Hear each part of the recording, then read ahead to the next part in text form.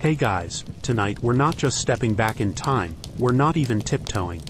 We are taking a headlong, irreversible plunge into its darkest, dankest, most forgotten corners. We're heading into the medieval dungeon. You've heard the term, haven't you? It whispers from the pages of history, a chilling monosyllable synonymous with suffering. Maybe you've even walked through a so-called dungeon on a castle tour.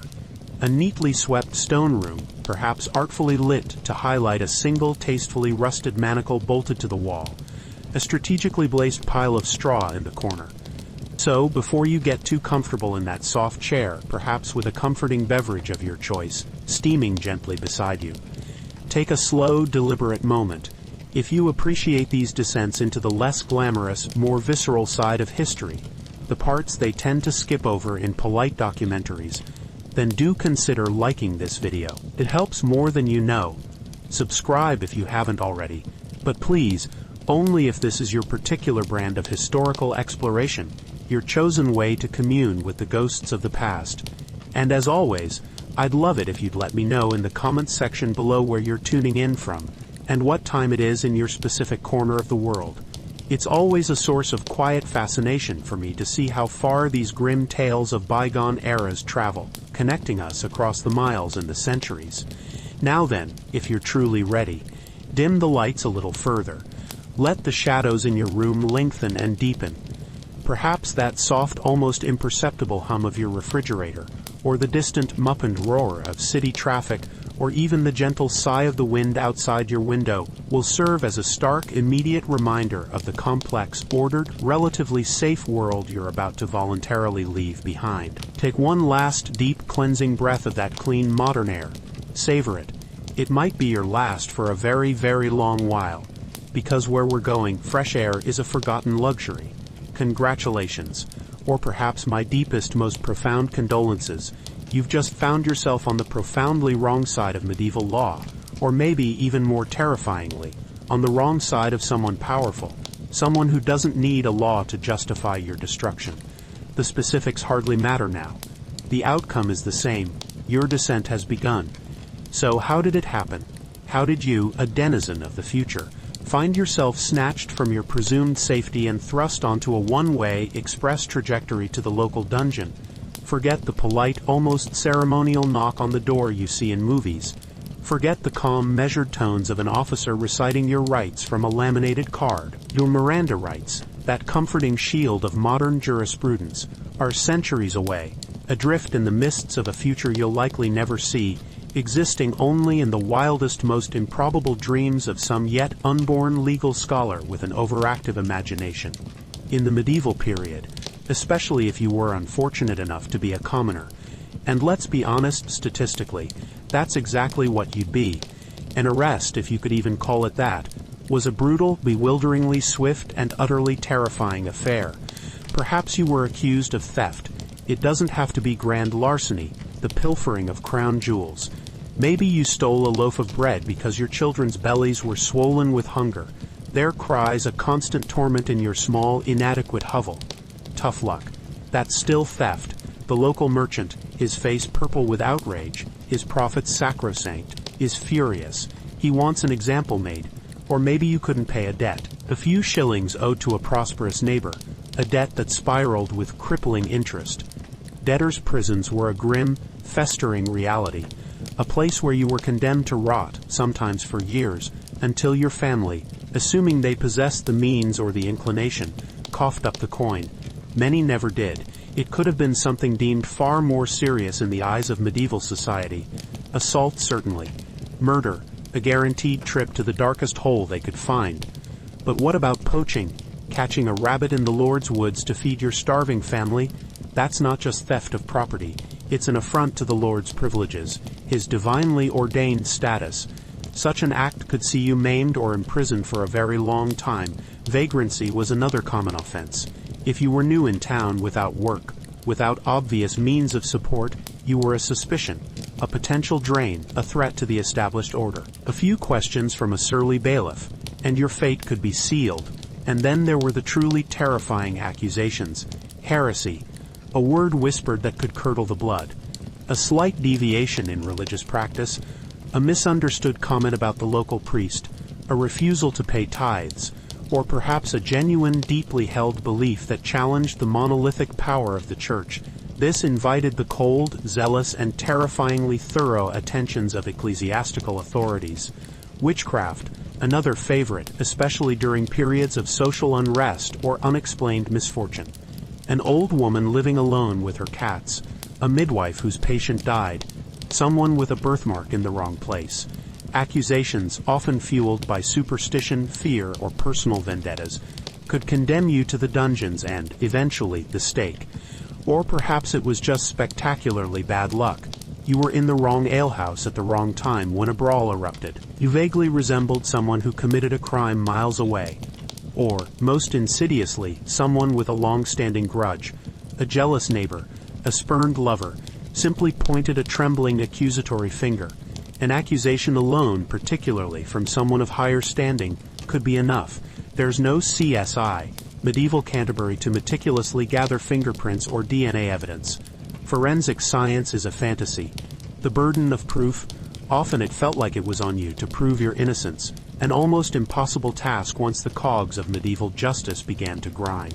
If you were fortunate, and fortunate is a deeply relative term here, someone, a victim or a witness, might raise the hue and cry. Picture the scene. A piercing shriek cuts through the mundane sounds of daily life. "Stop thief, stop him, he stole my purse." Or, "Murder, foul murder, catch the villain." And then, as if a switch has been flipped, everyone within earshot is legally, morally, and often enthusiastically obligated to drop whatever they're doing, be it mending a shoe, selling their wares, or drinking ale, and join the chase. It's a civilian pursuit, a spontaneous, surging human wave of sudden, righteous, and often misdirected fury. Imagine yourself as the quarry. Your heart hammers against your ribs like a trapped bird. Panic claws at your throat. You run blindly, desperately, through narrow, muddy laneways, past leaning, timber-framed houses, stumbling over refuse and unseen obstacles. Behind you, the mob swells, their faces contorted in anger, their voices a terrifying chorus baying for your capture, or perhaps your blood. There's no calm de-escalation training here, no attempt to ascertain the facts. You are the fox, and the hounds are upon you, driven by a primal urge for communal justice or just the thrill of the chase. If they catch you, and they probably will, because where are you truly going to hide for long in a close-knit medieval community where every face is known? The arrest itself is less a formal procedure and more a barely controlled, often vicious subjugation. You'll be grabbed by a dozen rough hands, punched, kicked, spat upon. Your arms will be wrenched behind your back with brutal force, tied with coarse, abrasive rope that bites into your skin, drawing blood almost immediately. If you dare to resist, even to plead your innocence, it only gets worse. Remember, these are not trained, disciplined police officers adhering to a code of conduct. These are your neighbors, your local blacksmith whose hammer could crush stone, the butcher still wearing his bloodied apron, the angry farmer whose prize pig you allegedly bewitched, all hopped up on adrenaline, righteous indignation, and a mob mentality that quickly sheds individual restraint. Maybe it's not the full drama of the hue and cry. Perhaps a local bailiff, the closest thing to a town policeman, stern-faced and carrying the weight of his limited authority, comes for you. He's probably not wearing a recognizable uniform, just a grim expression, a stout cudgel tucked into his belt, and an air of weary officialdom. He might have a couple of local lads with him, deputized on the spot, puffed up with temporary importance, and eager to assert some authority, especially over someone perceived as an outsider or a troublemaker. They won't be gentle. They don't need to be. Your comfort, your dignity, your pleas for mercy are not on their list of priorities.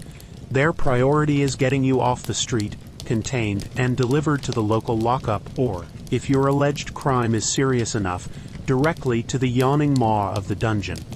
Flight risk, you bet. Resisting arrest, that's just an invitation for a few more bruises. Now, if you happen to be a noble, things might unfold with a veneer of civility, at least initially. A discreet message, a summons to appear before your liege lord. You might be invited, with a show of reluctant courtesy, to accompany a lord's men-at-arms, their armor glinting ominously. Your confinement might be in a castle tower room, drafty and uncomfortable perhaps, but a veritable palace compared to the hell awaiting commoners below. But even then, don't get complacent. If the charges are grave, treason, conspiracy, a serious challenge to a powerful rival, don't expect the velvet gloves to stay on for long. Power in the medieval world is a fickle, dangerous beast, and a fall from grace can be terrifyingly swift and brutally complete. Yesterday's confidant can be tomorrow's forgotten prisoner. But let's operate on the assumption that you're one of the teeming, anonymous masses. You're not Lord Harrington of Puddlewick. You're just you. You're dragged, stumbling and bleeding through the muck and mire of the streets, a public spectacle for the entertainment and moral instruction of onlookers. Children, their faces a mixture of fear and cruel curiosity, point and jeer. Adults, their expressions ranging from smug satisfaction to outright hostility, might spit in your direction or mutter curses and condemnations. Any shred of dignity you possessed is stripped away with every shove, every insult, every degrading moment of public humiliation. You're already being judged, tried, and condemned by the court of public opinion before you even catch a glimpse of the inside of a cell. There's no formal booking process as you would recognize it.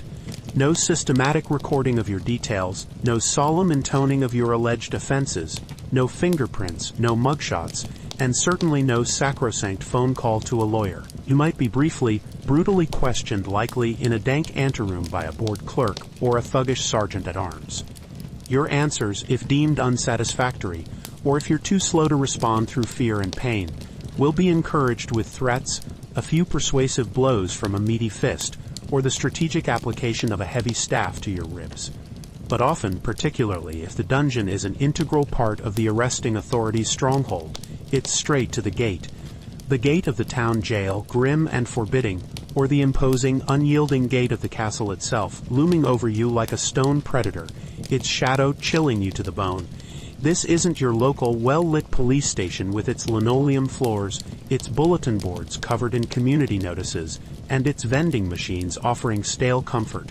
No, this is a stone fortress, its walls immensely thick, streaked with centuries of grime, moss, and God alone knows what other unidentifiable, unpleasant stains. The air grows noticeably colder, heavier, as you approach. And then, the smell hits you with the force of a physical blow, a pungent, complex, and deeply disturbing precursor to what awaits within. It's a noxious symphony of damp earth, pervasive mold, stale, uncirculated fear, and something else, something acrid and foully organic that your modern, sanitized mind can't quite place yet. But your stomach lurches in violent protest, a primal warning from deep within. You're shoved and prodded forward, handed over to the jailer, the undisputed, often tyrannical keeper of this miserable, lightless domain. He's not a salaried civil servant, carefully vetted and trained in correctional procedures. More likely, he's a man who bought his position, or inherited it, or was granted it as a favor, and he's looking to make a tidy profit from the boundless sea of human suffering that ebbs and flows through his establishment. He'll look you up and down, his eyes cold and appraising, assessing your clothes, your bearing, the quality of your fear. Can he extort money from you? Do you look like you have a family on the outside with a few coins to spare for your well-being? Or at least your continued minimal existence? That's his primary concern. Your guilt or innocence, your desperate pleas, utterly irrelevant to his bottom line. He or one of his equally charming underlings might roughly search you. Not primarily for weapons, though they'll confiscate anything that looks remotely useful, but for any coins, trinkets, or valuables you might have foolishly, optimistically kept hidden on your person. Those are his now. Consider it an entry fee, a down payment on your extended stay in hell. He might grunt a few unintelligible words, perhaps a coarse jest at your expense, or more likely just shove you forward with brutal impatience. And then you hear it, a sound that will instantly etch itself into your memory. A sound that will become the chilling soundtrack to your nightmares, if you live long enough and retain enough sanity to have them. The deafening, resounding clang of a massive iron door slamming shut behind you. The decisive metallic thud of a heavy bolt, thick as your wrist, being driven home with grim finality. You're in. The world outside, with its light, its air, its freedoms, is gone. Utterly and irrevocably gone. Welcome to the medieval dungeon. The journey here, as brutal and terrifying as it was merely the overture, a brief and violent introduction. The grand, unending symphony of human suffering is about to begin in earnest, and the first crushing, suffocating note is the sudden, complete, and terrifyingly absolute darkness that envelops you like a shroud. Your eyes, accustomed to the varied light of the outside world, or even the dim glow of your modern room at night, strain desperately, frantically, in the sudden, suffocating blackness. They search for any sliver of light, any hint of form or boundary, but there is none. Or perhaps, after several agonizing, disorienting minutes, you begin to perceive the faintest, almost imperceptible differentiation in the black. A deeper shade of nothingness that might be a wall, or perhaps just the frantic, protesting afterimages burned onto your retinas, as your optic nerves fire in a desperate, futile attempt to make sense of the void. This isn't the romantic gloom of a candlelit chamber from a Gothic novel, softly illuminating velvet drapes and ancient portraits. This is an oppressive, tangible, ink-black nothingness that presses in on you from all sides, a physical weight on your chest, a suffocating blanket over your senses. It feels active, hostile. If you are marginally lucky, and that word will mock you repeatedly, in the coming hours and days, you might find yourself in a slightly higher-grade dungeon cell, perhaps a secure room within a castle tower, or a fortified cell built into the massive structure of a gatehouse. These luxury accommodations might possess a tiny slit of a window, set high up in the thick stone wall, far too narrow to even dream of squeezing through, offering not a picturesque view, but a sliver of indifferent gray sky that serves only to taunt you with the agonizing memory of the vast open world outside. This sliver of a window, if it exists, lets in a meager, grudging ration of daylight, yes, but it also ushers in the biting, razor-edged wind in winter, carrying with it particles of snow or sleet that sting your face, or the stifling, humid, insect-laden air in the height of summer. It's less a window, more a curated leak of outside misery, but more often, especially if you're a common prisoner, deemed unimportant, troublesome, or simply unlucky, you're heading down, down, down, down into the chilling bowels of the earth, or at least into a meticulously constructed space designed to feel that way, to crush your spirit with the weight of tons of stone and soil above you. Rough-hewn stone steps, slick with generations of accumulated dampness and something slimy and unidentifiable you really don't want to analyze too closely, spiral downwards into ever-increasing gloom. The air grows heavier with each step, colder, thick with the cloying, pervasive smell of ancient mildew, stagnant water, decaying organic matter, and the unwashed, terrified bodies of those who have trod this path before you. Each breath is a conscious effort, pulling that foulness deeper into your lungs. You might be confined in a dungeon in the classic terrifying sense, a truly subterranean cell, dug out or constructed beneath the massive central keep of a castle, or below the foundations of a town hall or a religious institution. These were often not purpose-built initially. Many were repurposed basements, forgotten storage cellars, disused cisterns that once held water, or even old crypts whose original inhabitants had long since crumbled to dust. Think solid, unyielding stone walls, sweating with moisture, unforgiving and icily cold to the touch even in summer. The ceiling might be oppressively low, forcing you to stoop constantly, your neck and back aching in protest. Or it could be a high vaulted arch, lost in the impenetrable darkness above, giving the impression of being at the bottom of a vast dark well. The floor, your constant closest companion. It's likely to be bare, unforgiving earth, packed hard and uneven by generations of miserable, shuffling feet, perhaps with sharp stones or protruding roots to further torment you. Or it could be rough, ill-fitting flagstones, slick with slime, their gaps filled with a noxious muck of spilled waste, rodent droppings, and lost hopes. There's no underfloor heating here, no comforting carpet, no polished wood, just the cold, hard, indifferent reality of the earth. And furniture, don't even allow that word to form in your mind. Forget a bed, however rudimentary. Forget a chair, a bench, or even a simple wooden stool. You are the furniture now. The unyielding walls are your companions. The filthy floor is your everything. Your bed, your chair, your world. You might, if a previous occupant was particularly resourceful or recently deceased, find a pathetic scattering of old, indescribably filthy straw or bracken piled in one corner. It will be damp, compacted, crawling with lice, fleas, and other unseen horrors, a previous soul's desperate failed attempt at finding a modicum of comfort. More likely, it's just cold, hard stone or clammy, unforgiving earth that will suck the warmth from your body with brutal efficiency. The size of your new abode can vary, though spacious is never on the menu. Some cells were deliberately tiny, coffin-like boxes barely large enough for a single person to lie down in, perhaps not even fully stretch out. These were designed to induce extreme claustrophobia, to press in on you, to break your spirit through sensory and spatial deprivation. Others were larger, communal cells, a different kind of hell, where you'd be crammed in with a dozen, perhaps 24 or more other wretched souls. Here the air would be thick and almost unbreathable with their collective breath, their sweat, their fear, their sickness, their despair. We'll get to your delightful new roommates in more detail later, but for now, just imagine the oppressive proximity, the utter lack of personal space, and then there are the more specialized forms of accommodation reserved for those the authorities particularly wish to punish, or simply to forget. Ever heard the term oubliette? It's a French word, derived from oublier, which, with chilling simplicity, means to forget. An oubliette is not merely a cell.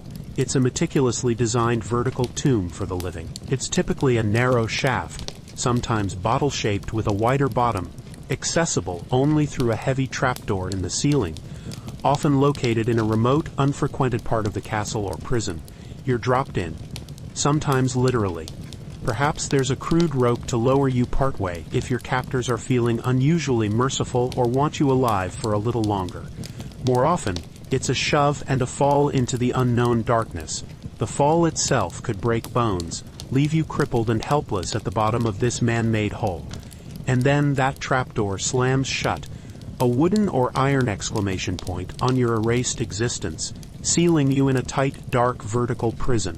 The walls of the oubliette are usually sheer, deliberately made impossible to climb. There's no light, no chance of escape, no human contact save for perhaps the occasional contemptuous dropping of some meager, insufficient food and water from above. If you're deemed important enough to keep alive for a while, or if your tormentors derive pleasure from prolonging your agony, you are there to be forgotten by the world, to slowly starve, to die of thirst, to succumb to your injuries, or to go spectacularly, utterly mad in the suffocating, silent darkness, quite possibly surrounded by the skeletal remains and decaying filth of those who came before you, whose miserable ends you are now fated to replicate. Some historical accounts suggest that many structures identified as oubliettes were actually latrine shafts, drains, or simple storage pits, but the idea of them, the sheer, unadulterated terror they invoked, was a very real and potent psychological weapon. And undoubtedly, some of these horrifying pits served their grim intended purpose as places of ultimate forgotten suffering. Back in your more standard dungeon cell, let's consider the typical interior decor. Chains are a perennially popular accessory, a timeless statement of medieval penal fashion. Heavy, crudely forged, rusted iron links, always bitingly cold against your skin, a constant weighty reminder of your captivity.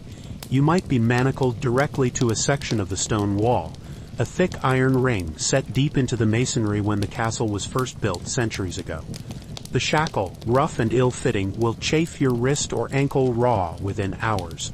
The broken skin, a welcoming, open gateway for dirt, grime, and inevitable infection. Sometimes, a central stone pillar in a larger cell would have multiple rings embedded in it, and prisoners were chained in a grim circle, either facing inwards towards each other in forced, unwelcome intimacy, or outwards towards the cold, indifferent walls. A miserable, clanking human daisy chain of despair. Ventilation? You must be joking. What's that? The air in these subterranean or deeply embedded spaces is stagnant, heavy, recycled endlessly through the lungs of countless miserable occupants, past and present. It's thick with the revolting stench of human waste, urine, feces, vomit, the sour smell of unwashed bodies, the metallic tang of old blood, and the ever-present cloying odor of damp decay and aggressive mold. Every breath you take is a conscious, disgusting assault on your senses, a forced ingestion of your own and others' misery, a constant reminder of your squalid, degrading predicament. In summer, if any warmth penetrates this deep, It transforms the cell into a suffocating, breathless oven, the foul air becoming even more concentrated and unbearable.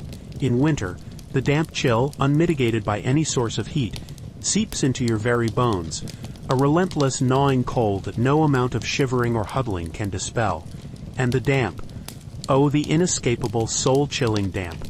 It's not just a minor inconvenience, it's an active, malevolent presence. Water, tainted and foul, seeps constantly through the porous stone walls, making them slick, glistening, and cold to the touch.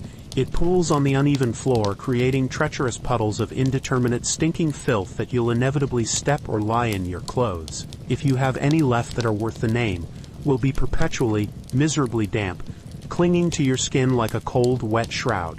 The air itself feels wet, heavy, clinging to your lungs. This constant, pervasive dampness is a breeding ground for aggressive molds and fungi, which will creep across the walls in grotesque, discolored patterns and release their spores into the air you breathe. It also breeds a host of ailments we'll explore in more gruesome detail later. And it makes the cold, even a mild cold, infinitely more penetrating, more dangerous, more capable of stealing your life force.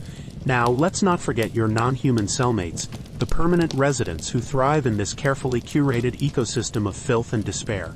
This environment is a veritable paradise for vermin.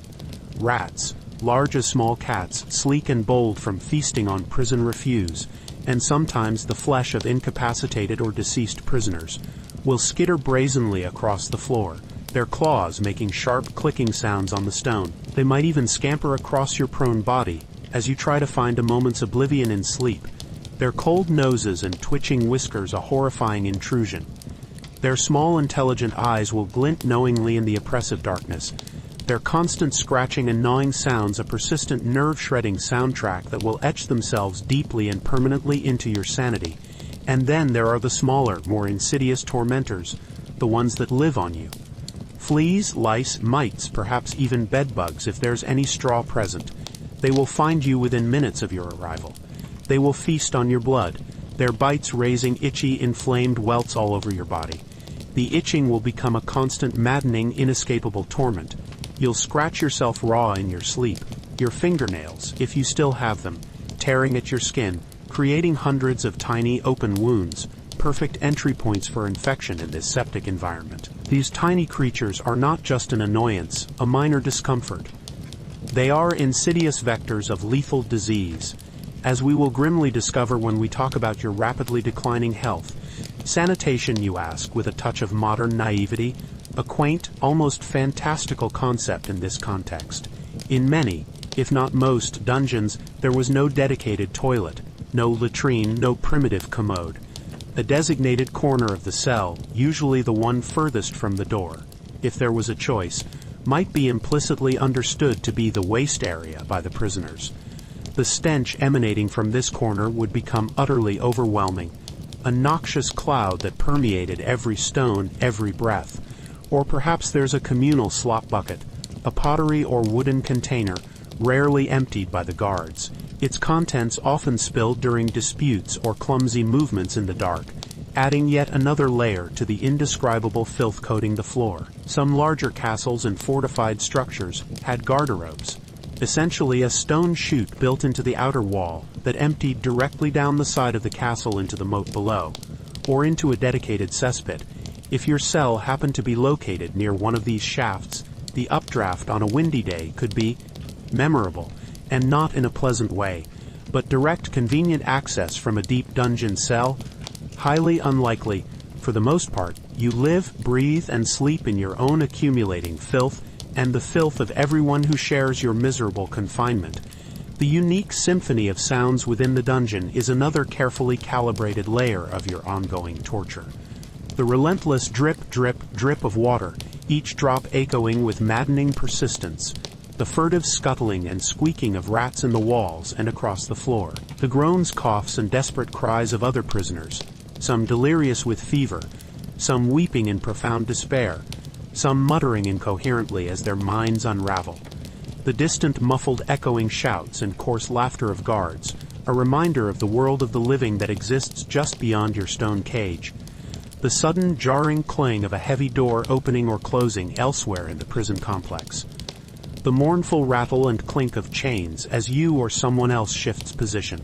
There is no true silence here, only a hellish, ever-present cacophony of suffering, a constant, inescapable reminder of your hopeless, degrading plight. This, then, is your new world. Your entire universe has shrunk to the dimensions of this cold, dark, damp, filthy, stinking, noisy, vermin-infested stone box. Every one of your senses is under relentless, brutal assault. Every passing moment is an undeniable testament to your utter, abject helplessness. You haven't even been here for what you perceive as a full day yet, and already the sheer oppressive weight of this meticulously hostile environment is crushing your spirit, squeezing the very breath from your lungs. How long before the unrelenting physical reality starts to irrevocably break your mind?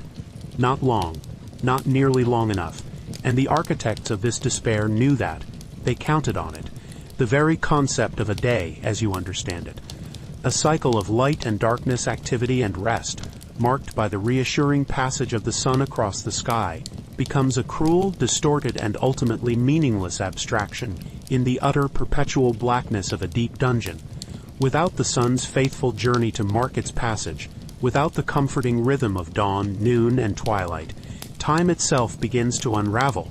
It stretches and compresses in unpredictable, nauseating ways. Is it morning? Is it night? Has an hour passed, or an eternity? Your body's natural circadian rhythms, finely tuned over millennia of human evolution, will be thrown into utter disorienting chaos. Sleep, when it eventually, grudgingly comes, will be a shallow, fitful, and deeply unrefreshing affair. Haunted by the gnawing cold, the invasive damp, the relentless torment of vermin, and the constant, unnerving chorus of misery that echoes around you.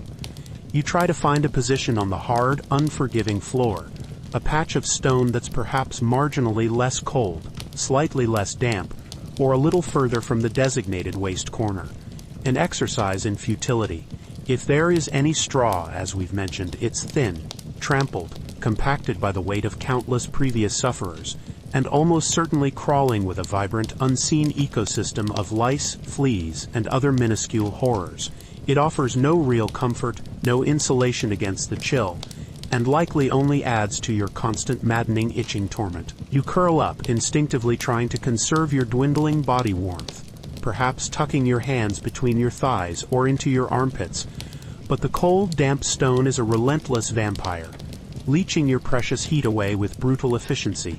Sleep, then, is less a period of restorative rest and more a brief, exhausted surrender to overwhelming fatigue, a temporary flight into a landscape of fractured nightmares, punctuated by the gnawing reality of your predicament each time you jerk awake. And what about food and water? The most basic, fundamental essentials of life. Things you take utterly for granted every single day. In the medieval prison system, particularly for the common, unmoneyed prisoner, these were not guaranteed rights. They were commodities, privileges, often weapons in the jailer's arsenal of control and extortion. Frequently, prisoners were expected to pay for their own sustenance through a system known as self-maintenance. If you had money stashed away, or if your family on the outside could regularly bribe the jailer, you might receive food. It wouldn't be a feast from the Lord's table, not by any stretch of the imagination, but it might be enough to keep body and soul loosely tethered together. Coarse bread, perhaps some moldy cheese, a little watered-down ale if you were particularly fortunate or well-connected. But you? Let's continue with the chillingly probable assumption that you're a commoner, arrested with nothing but the increasingly filthy, tattered clothes on your back. Your family, if they even know where you are, is probably as poor as you are, struggling to survive their own medieval reality. So you are entirely at the mercy of charity. If any charitable organizations or kindly individuals are permitted access and have anything to spare, or more likely, at the absolute terrifying whim of the jailer. And mercy, as you are rapidly discovering, is a remarkably scarce commodity in this cold, dark place. For the destitute, the forgotten, the friendless, food, if it materializes at all, will be the barest, most contemptuous minimum required to prevent you from inconveniently dying too quickly, and thus ending the jailer's potential for future extortion from some unexpected source. Expect a hunk of stale, coarse, dark bread, possibly riddled with weevils, certainly hard as a rock, and quite likely sporting patches of green or blue mold which you'll either have to pick off or consume as part of your meager caloric intake. The taste. Imagine a combination of damp cardboard, bitter sawdust, and the faint metallic tang of despair. The texture? Grim, abrasive, and utterly unsatisfying. Alternatively, or perhaps in addition, if the jailer is feeling unusually generous, you might receive a thin, watery, insipid gruel. This is little more than boiled grain, oats, barley, or whatever was cheapest and most readily available, served lukewarm, or more often cold, in a filthy, unwashed wooden bowl, assuming you're even graced with the dignity of a bowl. Sometimes it might just be slopped directly onto the filthy floor, and you'll have to lap it up like an animal, surrounded by eagerly watching rats.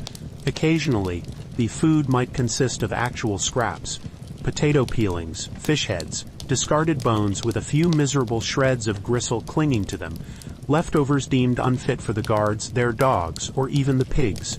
You will eat it. You will eat it all, suppressing your revulsion, because the alternative is a faster, more agonizing starvation.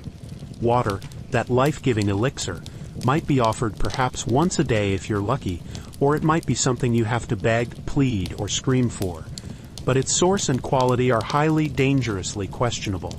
It might come from a communal prison well, almost certainly contaminated with seepage from nearby cesspits and the general filth of the establishment. It could be rainwater collected in an open cistern, stagnant, green with algae and teeming with invisible, wriggling life. It will taste of stone, of mold, of rust from the bucket it was carried in, a bucket that might have been used for cleaning up vomit, or even as a chamber pot for the guards mere moments before. You'll drink it, of course, because the burning torment of thirst will override all other concerns. Every hesitant, desperate swallow will be a terrifying gamble against dysentery, cholera, or a host of other waterborne afflictions. In some of the deepest, most neglected dungeons, prisoners received no water ration at all. Their only hope was to lick the condensation from the sweating walls, or to cup their hands and collect the foul, tainted water that seeped through the stonework and collected in muddy, scummy puddles on the floor. Think about that the next time you casually reach for your insulated bottle of filtered spring fresh water. And the quantity of this food and water, barely enough to sustain a flickering flame of life. Hunger will become a constant, agonizing, all-consuming companion, a gnawing, burning ache in your belly that never, ever truly leaves you. Thirst will be an even more immediate and desperate torment, your tongue swelling to fill your mouth, feeling thick and rough like a piece of dry leather, your lips cracking and bleeding, your throat raw and constricted. This chronic, severe malnutrition and dehydration will systematically weaken your body, making you incredibly susceptible to the myriad diseases that thrive and exult in this wretched septic environment. Your muscles will waste away, leaving you feeble and emaciated. Your vision might blur from nutrient deficiencies. Your thoughts will become sluggish, confused, increasingly fixated on the primal, overwhelming need for a single crust of bread, a solitary sip of clean, cool water. Your world will shrink until it encompasses only these desperate, unfulfilled cravings. And what about personal hygiene, that cornerstone of modern health and self-respect? You can and must forget that entirely. There are no showers here, no running water, no soap, no clean clothes, no toothbrushes. You live and will likely die in the same set of rags you were arrested in, day after agonizing day, week after endless week. These garments, if they can still be called that, will become stiff and abrasive with accumulated grime, sweat, blood, vomit, and God alone knows what else. The stench of your own unwashed body, a smell you would find utterly repugnant in the outside world, will become just another indistinguishable layer in the general overwhelming miasma of the cell, a smell you become tragically accustomed to, a smell that clings to you like a second, filthier skin. Remember those lice and fleas, your ever-present, bloodthirsty companions? They are having an absolute feast, a banquet upon your helpless flesh. You'll spend countless agonizing hours scratching your skin broken, inflamed, and bleeding from your own desperate ministrations. The complete lack of sanitation means that any small wound, a simple cut from a sharp stone, an insect bite you've scratched open, a bedsore developing from lying too long on one spot, can, and almost certainly will, quickly become dangerously infected. A minor abrasion can fester, turning into a weeping, pus-filled sore, the flesh around it swelling and turning an angry, alarming red, then perhaps a terrifying black. Sepsis, a raging systemic blood poisoning, is a highly likely and often fatal outcome, with no prospect of antibiotics or indeed any medical attention whatsoever. The boredom. Oh, the sheer, soul-destroying, mind-numbing boredom. Trapped in perpetual darkness or at best an unvarying, dimmed, depressing gloom, with absolutely nothing to do, nothing to see, nothing to read, nothing to stimulate your starving mind. Hours stretch into what feel like eternities. Days bleed into an indifferentiated sludge of misery. You might try to pace if you have the physical space between other bodies and aren't chained too tightly to one spot, wearing a shallow groove in the dirt floor with your endless pointless perambulations. You might find yourself talking to yourself, then arguing with yourself, then perhaps conversing with the rats, who at least seem to be listening, their beady eyes fixed on you. You might, if you find a loose stone or a shard of bone, try to scratch markings on the wall, a crude calendar to try and keep track of the lost days, your name a prayer, a curse, a desperate message to a world that has forgotten you. This is a primal human urge, to leave some trace, some proof of your existence, some small defiance against the overwhelming anonymity of suffering. Some prisoners, in less restrictive conditions and with access to more light, did indeed leave behind poignant graffiti, names, dates, coats of arms, religious symbols, even short poems or philosophical musings. But in the deepest, darkest dungeons, even that small, desperate solace of a visible mark might be beyond your capability. The darkness too complete, the walls too slick with slime, your mind, starved of normal sensory input, deprived of meaningful activity, will begin to play terrifying tricks on you. The impenetrable darkness will conjure shapes, fleeting monstrous images in the periphery of your non-vision.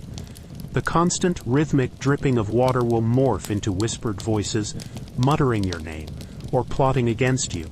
Paranoia, insidious and potent, might take root and flourish in the fertile ground of your fear and isolation. Is that guard lingering outside your cell, listening, watching you even though you can't see him? Are your fellow prisoners, their faces unseen in the dark, whispering about you, planning to steal your next meager ration of bread, or worse, hope? That frail, tenacious human instinct will begin to wither and die under the relentless assault. Despair is a patient, cunning predator, and in the medieval dungeon, it has all the time in the world and all the advantages. It will circle you, test your defenses, and then, when you are at your weakest, it will move in for the kill. You'll find your thoughts cycling endlessly, obsessively. Memories of the outside world, the warmth of the sun on your face, the vibrant colors of a market stall, the taste of fresh fruit, the comforting embrace of a loved one, will become both a precious hoarded treasure and an unbearable, stabbing torment. You'll replay the circumstances of your arrest, your alleged crime, over and over again in your mind, desperately seeking some overlooked detail, some logical flaw, some way out, some reason, any reason, for this unending suffering. But the cold, indifferent stone walls offer no answers, only a profound echoing silence to your increasingly frantic internal pleas. This is the daily grind. Not a life, not even a mere existence, but a slow, methodical, relentless erosion of your physical and mental being. Each passing moment, or what your fractured perception registers as a moment, is simply another small, incremental step towards your complete and utter disintegration. You haven't been formally tortured yet, not with racks or thumbscrews. But make no mistake, the dungeon itself, with its meticulously calculated deprivations, its carefully orchestrated symphony of sensory assaults, is a torture chamber all its own, a highly efficient machine for breaking human beings, and you've only just begun to experience its full, horrifying repertoire. You are rarely granted the dubious luxury of true solitude in your profound misery, unless, of course, you've been deemed worthy of the singular, focused torment of an oubliette or a specially designated solitary confinement cell, a place where your mind can unravel in undisturbed silence. More often, much more often, you're sharing your cramped, stinking, lightless space with a motley and frequently terrifying assortment of others, and your interactions with them, and with your ever-present jailers, will become another critical, treacherous factor in your already vanishingly slim chances of survival. This isn't a community of supportive peers, it's a brutal ecosystem red in tooth and claw. Let's start with the guards, or jailers, as they were more commonly known. As we've touched upon, these men were generally not salaried, professional officials in the way we might understand a modern correctional officer. The position of jailer, the keeper of the prison, was frequently a franchise, a kind of grim business opportunity, something bought, inherited, or granted as a political favor, and the keeper, having invested his own capital or influence, was fully expected and indeed encouraged to make his living, his profit, directly from the prisoners themselves. This created an institutionalized system practically designed for rampant corruption, breathtaking extortion, and casual, unthinking cruelty. The jailer and his underlings, often thuggish locals, hired for their brawn rather than their benevolence, hold absolute, terrifying, and largely unchecked power over every facet of your miserable existence. They control your access to food, if any is provided beyond what you can pay for. They control your access to water, the quality and quantity of which can mean the difference between slow dehydration and raging dysentery. They control any meager, pathetic comforts you might dream of, like a handful of slightly less filthy straw, or the temporary removal of your agonizingly tight leg irons. They control whether messages from your desperate family on the outside ever reach you, or if your pleas for help ever reach them. And they will make you pay. Oh, how they will make you pay, for every single solitary thing. Want that marginally less stale piece of bread that isn't quite crawling with maggots yet? That'll cost you whatever pitiful coin you manage to hide, or whatever your family can scrape together. Need your shackles loosened just a fraction because the raw, infected sores they're cutting into your flesh are driving you mad with pain? There's a hefty fee for that service, payable in advance, of course. Desperate to have a message, a plea for help, a final goodbye, passed to your loved ones on the outside? Prepare to bribe heavily, and even then, there's no guarantee the message will be delivered or delivered accurately. If you have no money, no influential friends, no family capable of meeting these endless rapacious demands, then you get nothing. Or worse, you become a target for their frustrations, their boredom, or their sadistic amusement. A convenient object upon which to vent a bad mood. While there were, in theory, some ancient laws and local customs meant to prevent the most egregious abuses by jailers. For instance, they weren't generally supposed to kill prisoners outright through deliberate starvation or unprovoked fatal violence without some semblance of cause. It was bad for business, after all. Enforcement of such niceties was wildly inconsistent, if not entirely absent. A complaint from a miserable, disenfranchised, half-starved prisoner against a jailer who held the keys to his survival, unlikely to get very far, even if there was anyone willing to listen. The jailer was king in his squalid stone domain. So what are they like, these medieval guards you'll be interacting with daily? Forget any notion of professional conduct, of detached impartiality, of a duty of care. Some might be merely profoundly indifferent, performing their duties with a sullen, bored lack of interest, treating you and your fellow sufferers not as human beings, but as cattle, inconvenient livestock to be managed with minimal effort. They'll shove your food through the hatch, slop water into a bucket, and otherwise ignore your existence, their faces blank and impassive, unmoved by your pleas or your pain. Others, however, might be actively, creatively cruel, deriving a twisted enjoyment from their untrammeled power over helpless individuals. They might taunt you, mocking your suffering, your fears, your former status in the outside world. They might deliver casual kicks, prods with a spear butt, or stinging blows with a swagger stick or the flat of a sword, simply for looking at them the wrong way, or for not responding quickly enough to a barked command, or for no discernible reason at all, just because they can. Whippings and other forms of summary corporal punishment could be routine for any perceived infraction. Talking too loudly, not showing enough deference, attempting to hoard a scrap of food, or just because the guard was in a particularly foul mood that day. Perhaps after a bad night's drinking or an argument with his wife. Your body is a canvas for their casual brutality. These guards are your only tenuous link to the outside world, and it's a tainted, unreliable, and often deliberately cruel one. They might bring news, or what passes for news, rumors, half-truths, outright lies, often twisted or fabricated, specifically designed to torment you further, to extinguish any flickering embers of hope. Your wife has taken a new lover, one might sneer, wiping grease from his chin with the back of his hand. Your children cry for bread, but your family has forgotten you entirely. Another might whisper with feigned sympathy, just to watch your face crumple, to see that last spark of hope flicker and die in your eyes. Then there are your fellow prisoners, a charming, fragrant collection of society's outcasts, its failures, its unfortunates, and its genuinely dangerous elements.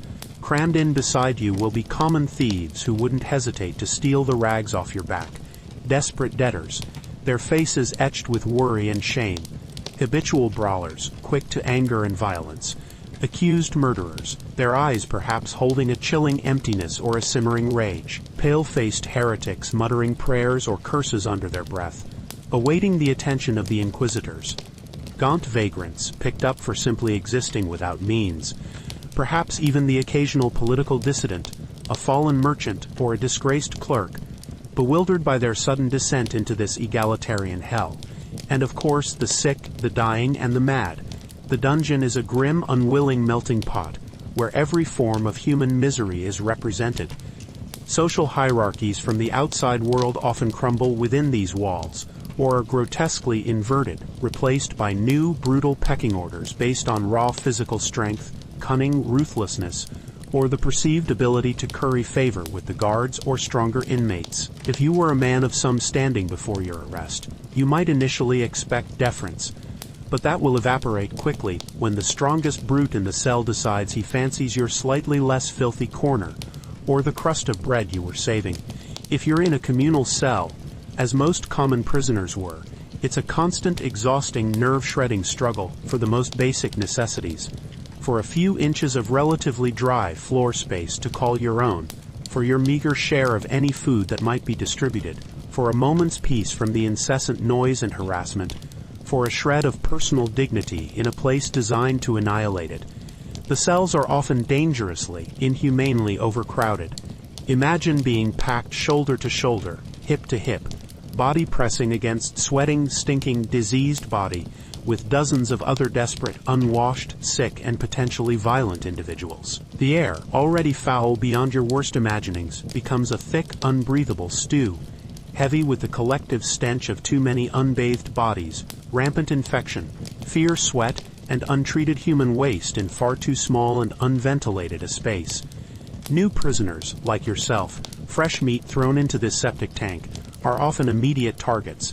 The existing inmates will assess you instantly, their eyes gleaming in the darkness, sizing you up with an unnerving, predatory focus. Are you strong, capable of defending yourself? Do you carry yourself with an air of confidence, however feigned? Or are you visibly weak, obviously terrified, an easy mark for exploitation and abuse? Any meager possession you might have somehow managed to hold onto through the arrest and initial processing. A small token, a button, a scrap of cloth that reminds you of home, even that precious crust of bread you were carefully hoarding from a previous meager meal, could be, and likely will be, violently taken from you within your first few hours. Violence among prisoners is not just common, it is an endemic, inevitable feature of dungeon life. Frustration, fear, hunger, pain, and sheer, mind-numbing desperation boil over with terrifying ease in such a high-pressure, low-resource environment.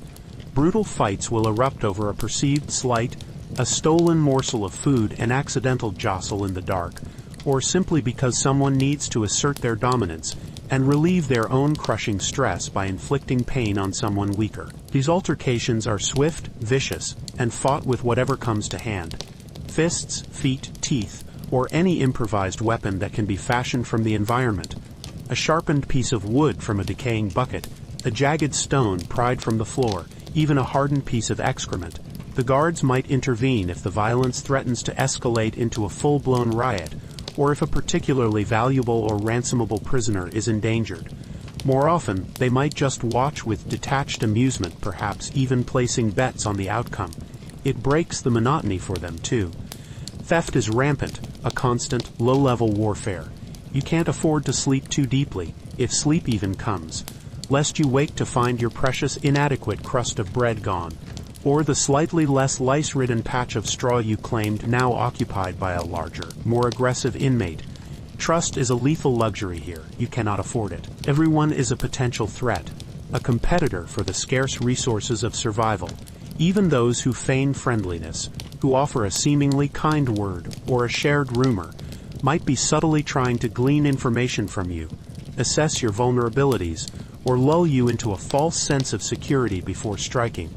In this brutal micro-society, individuals will inevitably try to establish themselves as leaders or cell bosses, often the physically strongest, most intimidating, or most ruthless among you. They might control the informal distribution of any charitable food that finds its way into the cell, ensuring they and their cronies get the lion's share. They might demand taxes or tribute from weaker prisoners, a portion of their food, any hidden valuables, or even sexual favors. You'll face a grim choice: attempt to fight them and risk a savage beating, or worse, submit meekly and become a perpetual victim, or try, desperately, to remain invisible, a ghost in the machine, an incredibly difficult feat in such crowded, inescapable close quarters. What about solidarity, you might ask? That comforting notion of shared suffering, breeding camaraderie, a sense of, we're all in this together. It can exist, certainly, in fleeting, precious, almost miraculous moments. Prisoners might share whispered stories of their former lives, pass on forbidden news gleaned from a careless guard, or even offer a small, almost imperceptible comfort. A shared piece of hoarded bread, a word of encouragement, to someone perceived to be in even deeper despair than themselves. But the overwhelming, crushing pressures of individual survival, the constant gnawing hunger, the ever-present fear, often grind such fragile bonds into dust. Desperation makes people profoundly, unavoidably selfish. Fear makes them suspicious and cruel. Betrayal for an extra mouthful of food, or to curry favor with a guard, is not uncommon. Gambling, in its most primitive forms, is a surprisingly common pastime, if you can call such a desperate activity a pastime. Prisoners might gamble with pebbles found on the floor, with captured lice, winner takes all, with their next meal, if they are ever to get one, with promises of outside help that will never materialize. It's a way to pass the endless, shapeless hours, a way to feel a flicker of something other than abject misery, a fleeting illusion of agency, even if it often leads to more arguments, more bitterness, and more violence. Illicit conversations, shared secrets, perhaps even wildly optimistic, entirely fantastical plans for escape, though these are usually exercises in pure, desperate fantasy in a deep, secure dungeon, might be whispered in the suffocating darkness, a brief, fragile rebellion against the crushing weight of their reality. And then there's the pervasive, inescapable sickness. In such overcrowded, appallingly unsanitary conditions, with no access to fresh air or clean water, disease spreads like wildfire through a dry forest. If one prisoner develops the telltale signs of jail fever, the burning skin, the delirium, the characteristic rash, soon many, if not all, will follow. The sick are rarely, if ever, segregated from the healthy, a deeply relative term here. They lie among you, coughing their lungs out, groaning in agony, their bodies visibly wasting away day by day, a constant terrifying, olfactory and visual reminder of your own profound vulnerability, of the fate that likely awaits you. Their suffering, their stench, their death rattles, become an integral, unavoidable part of the cell's grotesque living tapestry of horror. Your interactions, then, are a dangerous, exhausting, and unceasing dance of survival. With the guards, it's a desperate game of trying to avoid their unwelcome notice, or, if you have any conceivable means, bribing them for the most basic necessities of survival or a slight easing of your torment. With your fellow prisoners, it's a constant, wearying vigilance, a struggle to protect yourself, your meager, pathetic belongings, and the rapidly fraying edges of your sanity, in a brutal, inverted world where the normal rules of human behavior have been systematically stripped away and replaced with the law of the jungle. You are surrounded by suffering, and much of that suffering is actively, malignantly hostile towards you. This is no place to make friends, to find solace, to seek comfort. It's a place to try, against all conceivable odds, not to become another forgotten victim, another nameless, unmourned casualty in an endless, ancient war against human dignity. The medieval dungeon, as we are beginning to truly comprehend, is far more than a mere place of confinement. It is an exquisitely designed, malevolently efficient incubator, a purpose-built environment for the swift and systematic destruction of human health, both physical and mental. Every single element, from the rank, uncirculated air you're forced to breathe, to the pitifully contaminated water you're compelled to drink, from the insultingly meager and nutritionally bankrupt food you might occasionally receive, to the ceaseless biting torment of the vermin that share your stone coffin, conspires actively, relentlessly, to break down your body. And as your physical form inevitably deteriorates, succumbing to a relentless siege of deprivation and disease, your mind, your very essence, will inevitably, tragically, follow suit. Let's start with the very air that fills your lungs, or rather fails to. It's a thick, noxious soup, almost palpable, heavy with a myriad of invisible threats. Pathogens expelled in the desperate, racking coughs of sick and dying fellow prisoners, carrying tuberculosis, influenza, or simpler, yet still debilitating, lung infections. Microscopic spores released from the vibrant, creeping colonies of mold that climb the perpetually damp walls, invading your airways, triggering allergic reactions, asthma-like symptoms, or more serious fungal infections in your already compromised lungs. Add to this the general pervasive miasma of decay, the off-gassing of human waste, decomposing refuse, the subtle but constant smell of rotting straw, and even, sometimes, the unremoved bodies of the dead. Your lungs, accustomed to the relatively clean, filtered air of your modern existence, will struggle, then falter. You might quickly develop a persistent painful cough, a hacking bark that tears at your throat and sends tremors of agony through your weakened frame. A constant tightness in your chest will make every breath a conscious, labored effort. Common ailments of the outside world like bronchitis or pneumonia, which your modern immune system might fight off with a week of rest and antibiotics, become lethal assassins in here. With no medicine, no supportive care, no respite from the cold, and no warmth to soothe your aching chest. The food, as we've already begun to explore, is a nutritional catastrophe, an insult to the very concept of sustenance. Malnutrition isn't just about the persistent, gnawing sensation of hunger, though that in itself becomes an unbearable torment. It's a systematic, insidious weakening of all your body's natural defenses, a betrayal from within. Your immune system, starved of essential vitamins, minerals, and proteins, becomes crippled, ineffective, like an army without weapons or ammunition. You'll find yourself terrifyingly susceptible to every passing infection, every opportunistic pathogen that thrives in this septic environment. Wounds that would be minor inconveniences in your normal life.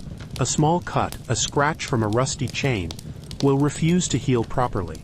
Instead, they will fester, weep, and spread.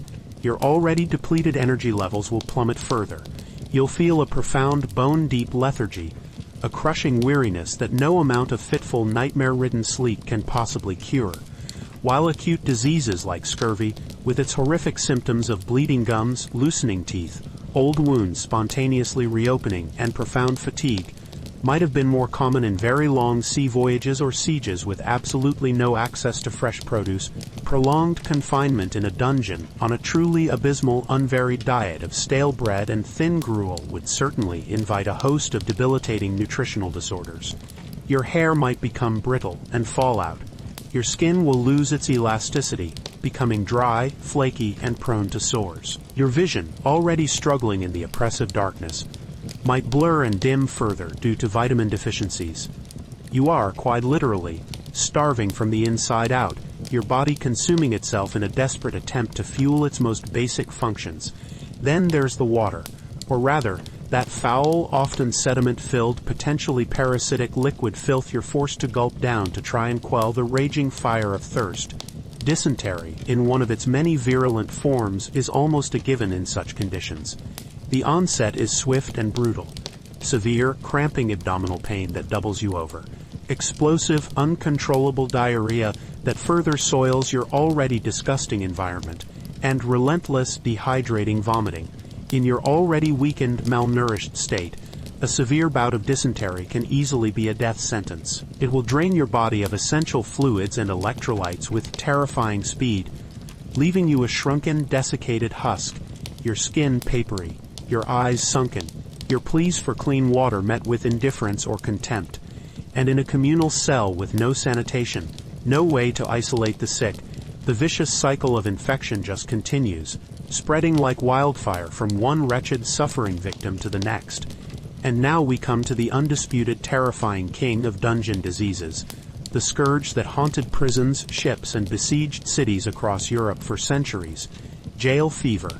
This was the dreaded, indiscriminate killer, responsible for more deaths in confinement than perhaps any other single cause.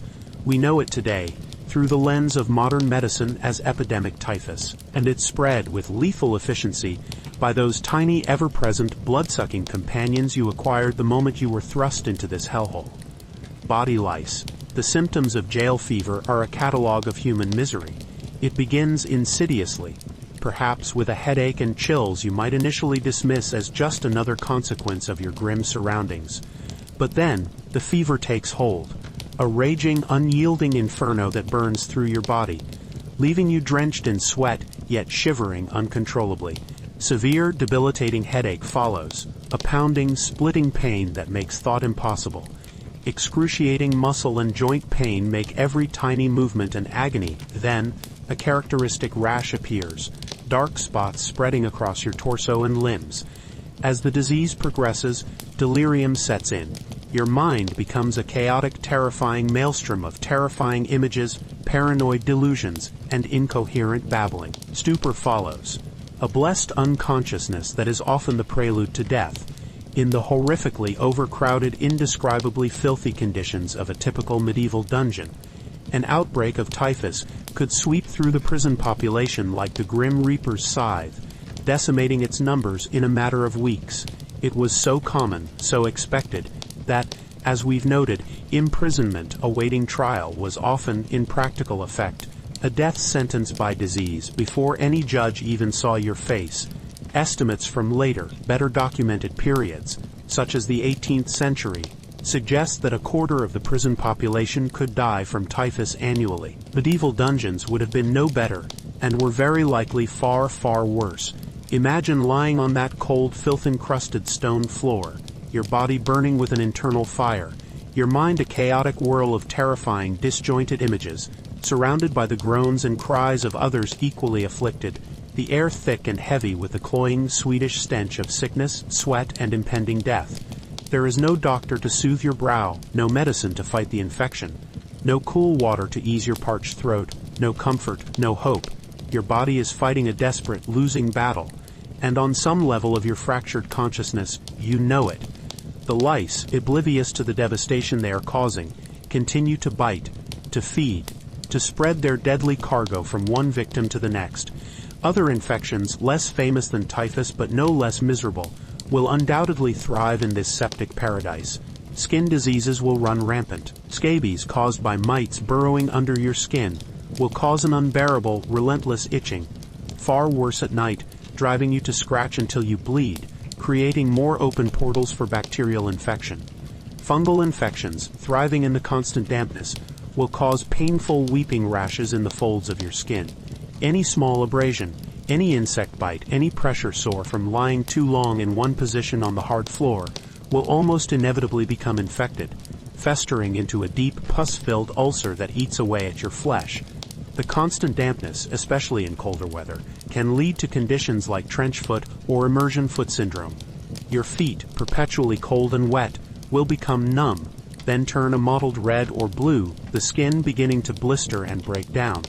If left untreated, gangrene can set in, the flesh dying and putrefying, a truly horrific and often fatal complication. Every single part of your body is under relentless, multifaceted assault. Injuries, as we've discussed, are common and almost always become catastrophically infected. A fall in the Stygian darkness, a misjudged step on a loose stone, a savage blow from a brutal guard's cudgel, a vicious bite or scratch, sustained in a desperate fight with another starving prisoner, a simple cut, a deep bruise, a twisted ankle, a broken bone. These are not minor inconveniences. These are life-threatening catastrophes in this environment.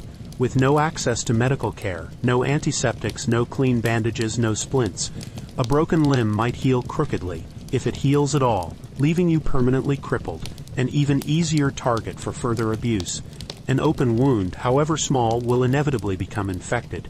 You'll watch in horror as it becomes hot, swollen, and angry red, then perhaps starts to ooze thick greenish-yellow pus, the stench of which will add to your personal miasma of suffering. Sepsis, a systemic, overwhelming blood poisoning, is a highly likely and agonizingly painful outcome. And what passes for medical care in this nightmarish realm? For a common prisoner like yourself, it is, to put it bluntly, effectively non-existent. Physicians in the medieval period, with their complex theories of humors and their often ineffective, expensive remedies, were a luxury reserved almost exclusively for the wealthy nobility and the upper echelons of the clergy. You might get some useless, well-intentioned but ultimately harmful folk remedies from a fellow prisoner if you're incredibly lucky, and they happen to know some traditional lore. Perhaps a jailer's wife, if she has a charitable bone in her body, might occasionally distribute some herbal concoction of dubious efficacy, but don't under any circumstances count on it. More likely, far more likely, you are simply left to suffer, to either recover through sheer, improbable dumb luck and an unusually resilient constitution, or, as was far more common, to progressively sicken and die.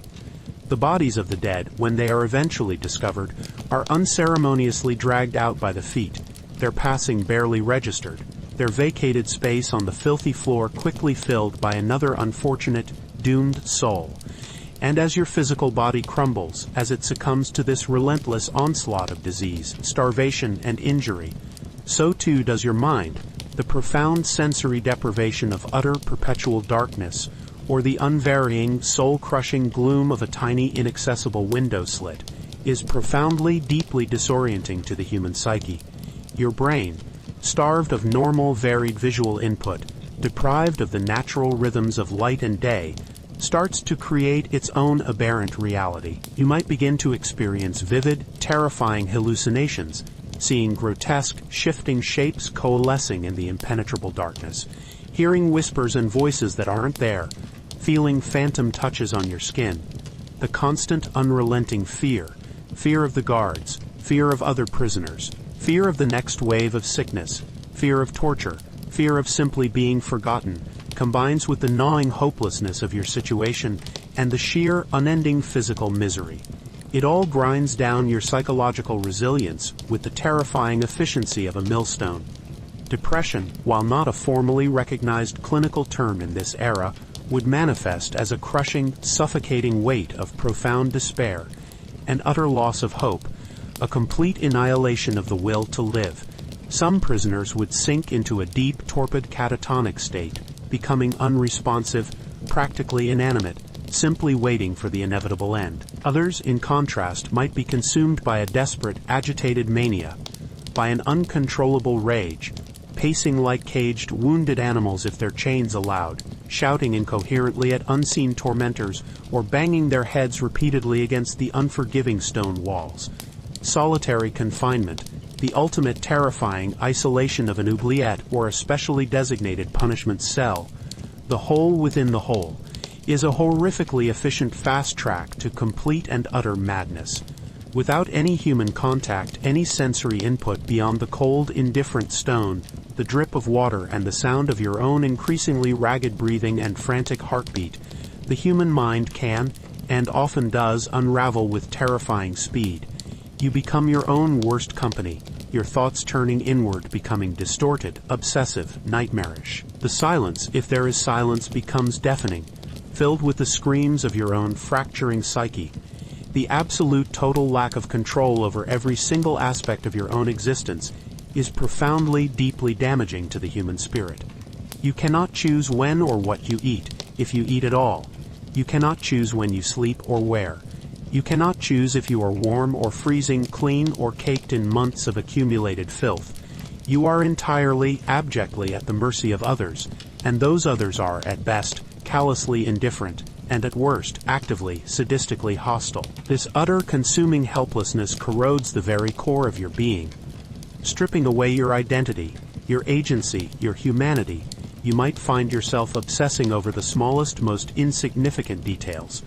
A particular crack in the stone wall that, in the dim light, resembles a screaming face, the precise pattern of damp stains on the ceiling, the exact number of drips from that leaking stone in a minute, an hour, anything at all, to anchor your dissolving mind to some semblance of reality, to provide some focus in the overwhelming chaos of your sensory deprivation and internal turmoil. Or conversely, you might lose yourself completely in memories, reliving your past life with an aching, unbearable intensity, every happy recollection, every remembered comfort, a fresh, stabbing contrast to your present, unending hell.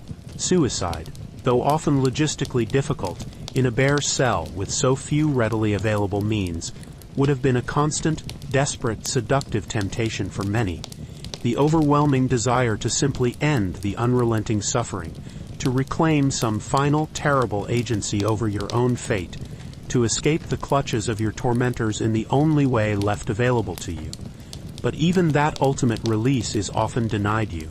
You are here to suffer, and suffer you will, until your body or your mind, or both, finally, mercifully give out completely. This isn't a battle you can realistically hope to win. It's a relentless siege, and your own constitution, your own sanity, is the besieged fortress, slowly but surely, inexorably, being starved, battered, and brought to utter desolate ruin.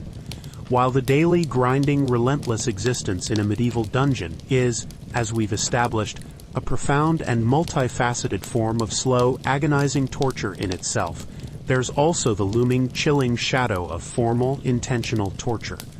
The deliberate, calculated, often meticulously recorded infliction of unbearable pain upon a human body to extract a confession, whether true or false, to gain vital information, however unreliable, or simply as a brutal, terrifying form of exemplary punishment designed to cow others into submission. This is not the passive cruelty of neglect and deprivation. This is active, focused, human-inflicted agony. Now, it's crucial to maintain a degree of historical perspective, to separate the grim reality from the more lurid, often exaggerated popular imagery. The romanticized, sensationalized notion of every medieval dungeon having a fully equipped, blood-drenched torture chamber, conveniently located next to each and every cell, with leering black-hooded guards idly thumbing the sharpened edges of axes or turning the screws on a rack just for practice, is largely an exaggeration. This imagery was often fueled by later anti-Catholic propaganda during the Reformation, or by the fertile imaginations of Gothic fiction writers in the 18th and 19th centuries. However, the reality, while perhaps less theatrically staged in every single instance, was still undeniably horrific. Torture was a recognized, if often terrifyingly arbitrary legal instrument in many parts of medieval Europe, particularly in systems influenced by Roman law. Its application, in theory, had certain, albeit often loosely followed and easily manipulated, procedures and justifications. In many medieval legal systems, if there wasn't enough direct, unequivocal evidence for a conviction in a serious crime, say, for example, the law required 2 unimpeachable eyewitnesses to a murder or a full confession from the accused, torture could be judicially sanctioned to obtain that all-important confession. This was particularly true if there was what was termed half-proof, meaning some incriminating evidence, some strong suspicion, but not quite enough for a definitive conviction. Torture was then employed, quite literally, to bridge that evidentiary gap. The deeply flawed, yet stubbornly persistent theory underpinning this practice was that an innocent person, fortified by their righteousness, would somehow find the superhuman strength to withstand the most excruciating pain, while a guilty person, their will weakened by their secret crime, would inevitably confess, a convenient and appallingly naive theory, as you can well imagine, that led to countless false confessions and the unjust suffering of innocents. This formal, judicial torture often, though not always, didn't happen in your common overcrowded holding cell. Larger, more important castles, major administrative centers, or the grim headquarters of inquisitorial bodies might indeed have dedicated torture chambers, camerae tormentorum. These were terrifying, purpose-built spaces, often located in isolated towers or deep underground. Windowless, soundproofed, and designed to maximize the psychological impact of fear and despair even before the first instrument was applied. The mere sight of the array of grotesque specialized tools gleaming faintly in the torchlight could be enough to break the will of some unfortunate prisoners, eliciting a desperate preemptive confession. What kind of infernal instruments are we talking about? The very names themselves are designed to evoke horror, to send a chill down your spine even centuries later. The rack, that classic symbol of inquisitorial cruelty, was a wooden frame upon which the victim was laid, their wrists and ankles bound to rollers at either end. As the rollers were turned, the victim's limbs were stretched, slowly, inexorably, dislocating joints, shoulders, elbows, hips, knees, with agonizing audible pops and tearing sounds. The pain would be unimaginable, a white-hot, all-consuming agony. Thumb screws and their larger, more brutal cousins, leg screws, sometimes chillingly referred to as Spanish boots, were designed to crush. Fingers, toes, and even shin bones were placed within these vice-like contraptions, which were then slowly tightened, splintering bone, mangling flesh, and producing a pain so intense it could lead to fainting or permanent mutilation. The strappato, also known as corda or the hoist, was another favorite, particularly in parts of Italy and Spain. The victim's hands were tied securely behind their back, and the rope was then slung over a pulley or beam. They were hoisted sharply into the air, sometimes with weights attached to their feet to increase the agony, then dropped suddenly, the abrupt jolt violently dislocating their shoulders, tearing muscles and ligaments with excruciating force. Repeated hoisting and dropping could leave a person permanently crippled. Water torture, in its various insidious forms, was also widely employed, requiring less specialized equipment but no less cruelty. One common method involved forcing vast quantities of water down the victim's throat through a funnel, distending their stomach to an agonizing degree, giving them the sensation of drowning from the inside out. This was often combined with blows to the swollen abdomen. Another variant, the water cure, or dripping torture, involved immobilizing the victim and allowing water to drip slowly, monotonously, onto a single spot on their forehead for hours or even days. While seemingly less violent, this method was known to drive victims into a state of frantic, shrieking madness through sheer sensory torment and psychological breakdown. Burning, with red-hot irons, glowing coals, or flaming torches, applied to sensitive parts of the body, was a straightforward but brutally effective means of inflicting searing, unforgettable pain. The Judas cradle, or Judas chair, was a particularly sadistic device, a pyramid-shaped wooden or metal seat upon which victims were slowly lowered by ropes, their full body weight concentrating the pressure on their perineum. A horrific form of impalement designed to cause maximum agony and internal injury. The infamous Iron Maiden, that iconic coffin-like sarcophagus lined with interior spikes, is now largely considered by historians to be a later fabrication, a product of 18th or 19th century sensationalism, or perhaps a composite of other real devices. However, the fear it represents, the idea of being enclosed and pierced from all sides, was very much in line with the brutal creativity of medieval and early modern torturers. A confession obtained under such duress, under the direct application of these agonizing torments, often had to be, in theory, repeated freely afterwards, outside the immediate confines of the torture chamber, without the instruments of pain visibly present, usually before a scribe and judicial officials. This was a flimsy attempt to legitimize the confession. If the victim, finding a desperate surge of courage, or simply unable to bear the thought of sealing their own fate with a lie, recanted their forced confession, they could, and often were, subjected to the torture again, frequently with increased severity, as a punishment for their perjury and obstinacy. The stated goal was often to extract not just a simple yes or no, but specific, verifiable details of the alleged crime, details that only a truly guilty person could possibly know. Of course, these details were often subtly or overtly fed to the delirious, pain-maddened victim by their interrogators during the preceding questioning, a grotesque charade of justice. Now imagine yourself festering in your dark, fetid dungeon cell. You might not personally be slated for this kind of formal, instrument-heavy torture. especially if your alleged crime is relatively minor, like debt or petty theft. But the threat, the palpable, terrifying possibility of it, is always there, hanging in the air like a poisonous miasma.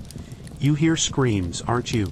Faint, distant, but unmistakable human screams of agony, echoing from some other, more secluded part of the castle or prison complex. Guards might whisper menacingly, with a cruel smirk, about what happens to stubborn prisoners who refuse to cooperate, or about the unfortunate fate of the last poor soul who was taken for questioning. The psychological impact of this constant, ambient fear, this sword of Damocles hanging over your head, is immense, a torture in its own right. And let's not forget the less formal, more casual, but no less real brutality routinely meted out by the guards themselves. This isn't strictly judicial torture, as it's not usually for the purpose of formal interrogation or confession, but it is torture nonetheless, designed to enforce obedience, to punish perceived slights, or simply to alleviate a guard's boredom or sadistic inclinations. Beatings were a common, almost daily occurrence in many dungeons. Prisoners might be viciously whipped with leather lashes, flogged with knotted ropes, or savagely beaten with heavy wooden staves or iron bars for the most minor infractions, spilling a water ration, not moving quickly enough, looking a guard in the eye, or for no discernible reason at all. A guard, perhaps drunk on cheap ale or simply possessed of a cruel streak, might decide to make an example of someone, to relieve his own frustrations on a convenient, helpless target. This casual, unpredictable violence is a constant source of terror, adding another thick layer to your already unbearable existence. Certain dungeons, particularly those reserved for high-value political prisoners, or those accused of particularly heinous crimes like treason or heresy, might indeed have housed instruments of torment more readily, or had them in close proximity. The Tower of London, for example, had its infamous torture chambers, like the one in the White Tower, where enemies of the state were put to the question with chilling efficiency. The various branches of the Inquisition, in their relentless pursuit of heretics across Europe, were notorious for their systematic, meticulous, and well-documented use of torture to extract confessions and denunciations. If you were unlucky enough to fall into their hands, the full panoply of horrors was not just a threat but a near certainty. Even without the formal application of specialized instruments, the very conditions of your confinement could be, and often were, deliberately manipulated to constitute a form of prolonged, low-intensity torture. Being chained in a deliberately contorted, unnatural position for days, weeks, or even months on end, causing excruciating, unceasing joint pain, muscle cramps, and pressure sores that festered and deepened. Being deliberately, systematically exposed to extreme cold by having water thrown over you in winter, or to unbearable heat by being confined near a furnace or in an unventilated space in summer. Sleep deprivation, a remarkably effective tool for breaking the will, could be easily achieved by guards prodding you awake with a spear butt every time you drifted off, or by deliberately creating loud, unsettling noises throughout the night. The introduction of particularly noxious or irritating substances into your cell, burning sulfur, acrid smoke, or piles of rotting offal, to make your already unbearable environment even more hellish. These were all part of the unofficial but widely practiced repertoire. The fear of pain, the anticipation of agony, is a profoundly powerful motivator, a primal instinct that can override almost all others. The medieval authorities, both secular and ecclesiastical, understood this with chilling clarity. The mere existence of torture as a recognized, sanctioned possibility, even if not applied to every single prisoner, was a potent tool of social and political control, a way to cow the general prison population, to break their collective will to resist or protest, to ensure a steady flow of confessions, however dubious. You live, every single moment, under that oppressive, terrifying shadow. Every unexpected footstep outside your cell door, every unfamiliar jangle of keys, every gruff voice raised in anger could be the prelude to your being dragged off struggling and screaming to unimaginable, unspeakable agony. So, while you might not personally experience the sharp bite of the thumbscrews or the agonizing stretch of the rack. The medieval dungeon itself, as we have consistently emphasized, is a meticulously designed torture device in its totality, and the profound psychological torment of knowing what could happen, of hearing what does happen to others less fortunate, of living in constant gnawing anticipation of that ultimate violation of your physical being, is a constant insidious and devastating assault on your already fracturing sanity. You are trapped, not just by unforgiving stone walls and heavy iron bars, but by a pervasive, deeply ingrained culture of institutionalized fear and officially sanctioned pain. It seeps into your very bones just like the inescapable damp, chilling you not just to the marrow, but to your very soul. So, there you are, festering in the cold, damp, disease-ridden squalor of the medieval dungeon. Your body is a canvas of torment, your mind a fragile, fraying tapestry. Is there any hope, any conceivable prospect, of release from this living hell? Can you dare to dream of a fair trial, a chance to plead your case, to see the light of day as a free individual once more? For a commoner in the medieval period, entangled in the gears of what charitably might be called a legal system, the concept of justice as you, a product of a more enlightened age, understand it, with its enshrined principles of due process, its provision for legal representation, its presumption of innocence until proven guilty, is a distant, almost alien, and cruelly fantastical concept. As we've previously established, many, perhaps even most of the wretched souls crammed into these dungeons were not serving a formal sentence after a conviction. They were simply awaiting trial.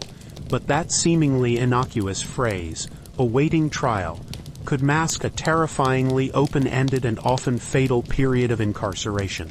Courts didn't sit continuously, day in and day out, like they do in the modern world. Judges, especially the powerful royal justices who dealt with more serious crimes, often traveled on circuits visiting different towns, shires, and counties at specific, often infrequent times of the year. These judicial sessions, known as assizes or ayers, might only occur once or twice a year in any given locality. This meant you could be arrested, accused, and thrown into your filthy, lightless cell for months upon agonizing months, potentially even for years, before your case was ever formally heard by a magistrate. And given the appallingly high mortality rates from disease, starvation, and violence within these dungeons, this protracted period of imprisonment until the next assize court was, for a vast number of unfortunates, a de facto death sentence in itself, carried out by neglect and contagion rather than by a hangman's rope. If you were unlucky enough to be imprisoned for debt, a shockingly common occurrence, your situation was grimly straightforward. You stayed there, in that squalid hole, until the debt was paid in full. If your family, impoverished and struggling themselves, couldn't or wouldn't find the money to settle your account with your creditor, you could, and many did, rot for a very, very long time. Some debtors spent years, even decades, in conditions of unimaginable filth and deprivation, their lives wasting away, their health irrevocably broken, over sums of money that might seem laughably trivial to your modern sensibilities. The irony of expecting a man to earn money to repay a debt while he was locked away, unable to work, was apparently lost on the medieval mind. What about the trial itself, if you lived long enough to actually see one?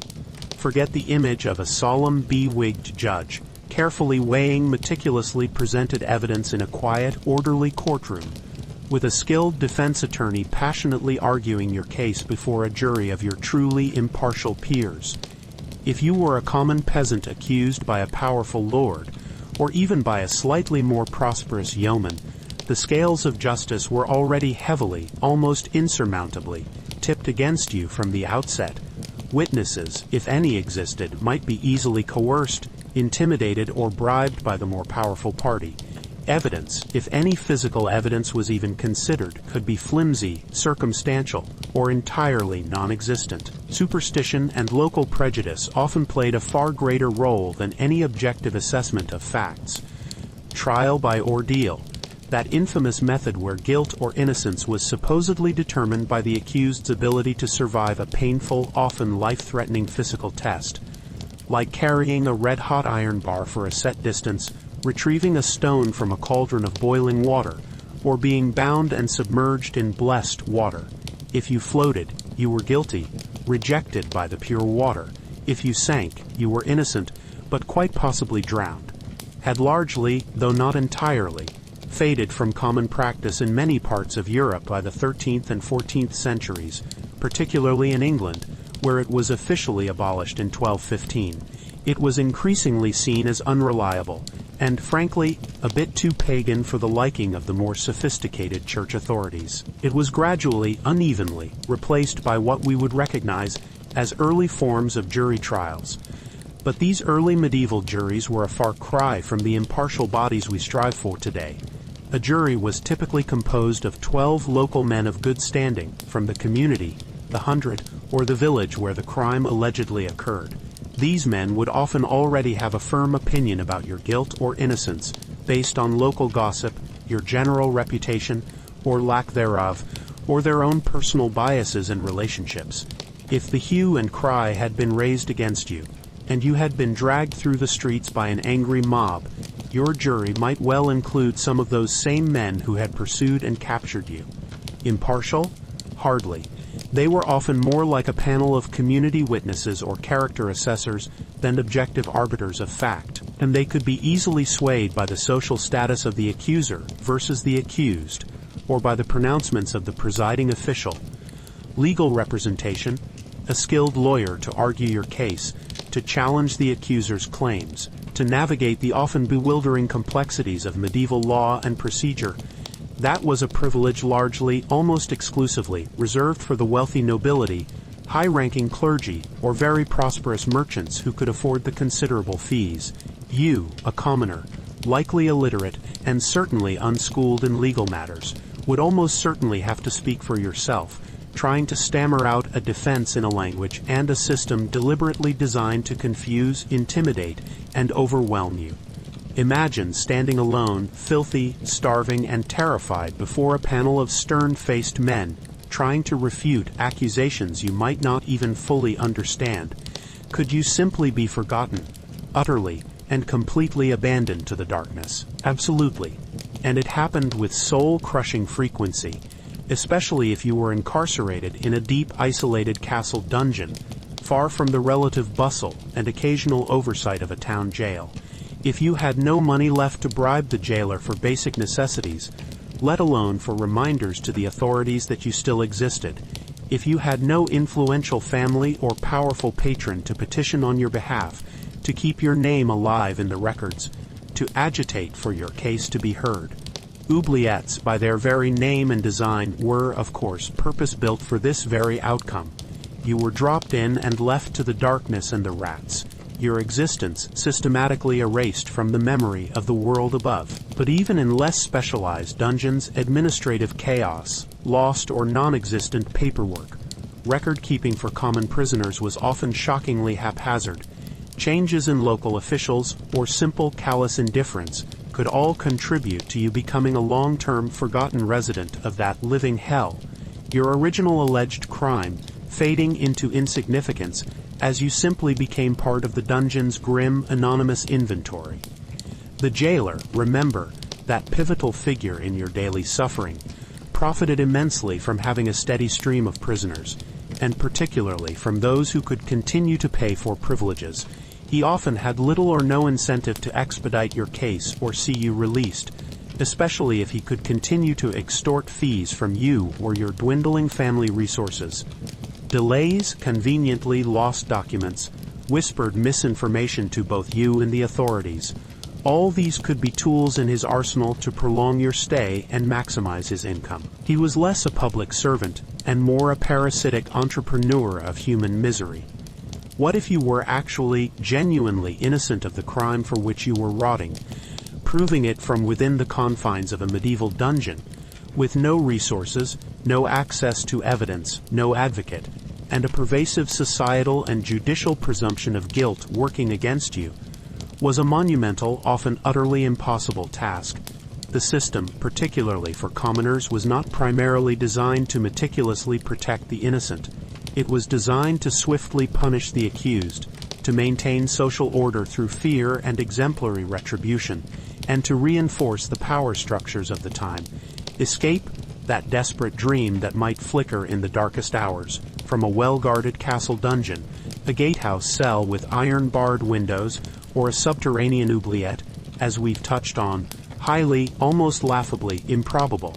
These places were designed above all else for security. Immensely thick stone walls, heavy oak doors reinforced with multiple iron bands and complex locks, vigilant, if often corrupt guards who nonetheless didn't want to face the consequences of losing a prisoner. Any attempt at escape, if discovered, would result in even harsher treatment. Solitary confinement in an even worse hole, excruciating torture to extract information about accomplices, even if there were none, or swift, summary execution as an example to others. Yet, the dream of escape, however faint, however fantastical, might be the only fragile thread keeping some prisoners from complete and utter despair, a testament to the resilience, or perhaps the delusion, of the human spirit. For a significant number of prisoners, the legal process simply culminated in their unrecorded death from disease, malnutrition, or violence within the dungeon walls, their case never formally concluded, their fate unknown to the outside world. For others, a trial might eventually come, but only after months or even years of unimaginable suffering. By then, they would often be so physically broken, so mentally shattered, so detached from reality, that they could barely comprehend the proceedings, let alone mount a coherent defense or articulate a plea. They were ghosts at their own legal feasts, and if, against all odds, you were tried and found guilty of a serious crime, murder, treason, rape, arson, grand larceny, sometimes even persistent poaching or serious heresy, the punishment was often, indeed usually, death, and death in the medieval period was rarely swift, private, or humane. Hanging was the common method for ordinary criminals, a slow public strangulation on a crude gallows erected in a prominent place. Beheading, often with a sword or an axe, was generally reserved for nobles, considered a more honorable, and usually quicker, if the executioner was skilled, end. Burning at the stake was the horrific fate prescribed for heretics, witches, and sometimes those convicted of particularly heinous forms of treason, a terrifying spectacle of prolonged agony. These executions were deliberately public events, often drawing large, boisterous crowds, designed not just to punish the offender but to terrify the populace into obedience. A grim form of medieval street theater. For those condemned, the dungeon, with all its preceding horrors, was merely the squalid, terrifying waiting room for a gruesome, highly visible, and agonizing public demise. Other punishments for lesser but still serious crimes included maiming, the loss of a hand for theft, blinding for perjury, castration for certain sexual offenses, or branding, or severe public flogging, all designed to leave a permanent visible mark of your transgression. And of course there were heavy fines, which, if you couldn't pay them, would simply land you back in the debtors section of the very dungeon you might have just briefly escaped. So your chances of emerging from a medieval dungeon through any recognizable fair and just legal process, especially if you are poor, friendless, and unconnected, are infinitesimally slim. You are caught, like a fly in a spider's web, in a system that is largely arbitrary, terrifyingly brutal, and profoundly, callously indifferent to your individual fate or your claims of innocence. The very notion of innocent until proven guilty is a concept that would be met with blank incomprehension or cynical laughter in this world. Hope for justice in this context is not just a dangerous delusion, it is a cruel mockery. Your best, most realistic bet, grim and horrifying as it sounds, is to somehow miraculously try and survive the unrelenting onslaught of the conditions long enough for some entirely external, unpredictable factor. A sudden change in political winds, a rare and unexpected act of royal clemency on a distant feast day, or your desperate family finally, impossibly, scraping together enough coin for a substantial bribe to intervene on your behalf. But don't, whatever you do, hold your breath. It's already tainted with the foul septic stench of your prison, and every gasp is precious.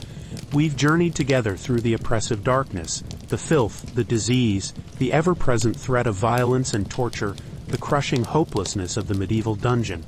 We've painted a relentlessly grim yet historically grounded picture of this forgotten hell on earth. But now, let's bring it sharply, uncomfortably home.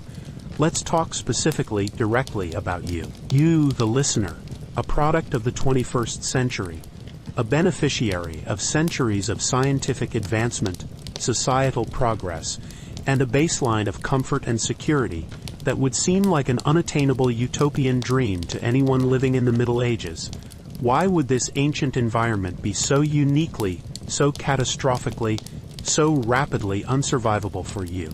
Perhaps even demonstrably more so than for someone born and bred into the harsh, unforgiving realities of medieval existence. Firstly, and perhaps most critically, consider your immune system. You've grown up in a world of vaccinations, antibiotics, widespread sanitation, and access to relatively clean food and water. You encounter pathogenic microorganisms, certainly, but your environment is, by medieval standards, practically sterile. Your immune system, while wonderfully effective against the common colds and flu strains of your era, is dangerously, fatally naive when it comes to the sheer variety, virulence, and overwhelming load of pathogens that a medieval peasant would have been routinely exposed to from the moment of their birth. You'd be like a modern laboratory animal, bred in a sterile environment, suddenly released into a sewer. Your immune system, never having encountered these ancient aggressive strains of bacteria and viruses in such concentrations, would be immediately, catastrophically overwhelmed. Jail fever, typhus, wouldn't just be a distant historical threat. It would be a near certainty, its deadly embrace closing around you with terrifying speed. Dysentery, cholera, rampant staph infections from minor scratches. Your body would have little to no developed defense against this onslaught. You would succumb to disease not just faster, but with a ferocity that would shock even a medieval observer accustomed to rampant illness. Then there's your modern diet, and the metabolism it has cultivated. Your body is accustomed to a regular, relatively high calorific intake, a complex balance of carbohydrates, proteins, fats, vitamins, and minerals. You worry about gluten, about organic sourcing, about your 5 a day. The sudden, shocking plunge to near-starvation rations of coarse, often moldy bread, thin, nutritionally void gruel, and perhaps the occasional scrap of rotting meat would be a profound physiological shock that your system is simply not equipped to handle. You'd weaken incredibly, disconcertingly quickly. The medieval peasant, while often chronically malnourished and suffering from seasonal scarcities by our standards, was likely far more metabolically adapted to periods of severe food shortage, their bodies more ruthlessly efficient at extracting every last usable calorie from the most meager, unappetizing fare. You are not. Your energy reserves, accustomed to being regularly topped up, would deplete with alarming, terrifying speed, leaving you listless, dizzy, and incapable of even basic self-preservation.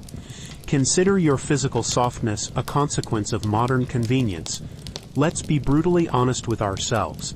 Most of us live relatively sedentary lives compared to the backbreaking physical labor that was the norm for 90% of the medieval population. We sit at desks, we drive cars, we take elevators.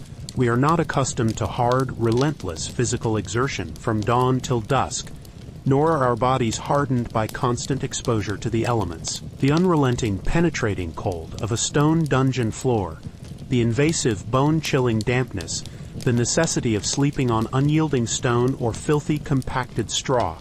Your body, accustomed to temperature-controlled environments, supportive mattresses, and comfortable, clean bedding, would protest violently and immediately. Crippling muscle aches, agonizing joint pain, chilblains erupting on your fingers and toes, and a rapid, dangerous descent into hypothermia during winter would be your immediate, unavoidable reality.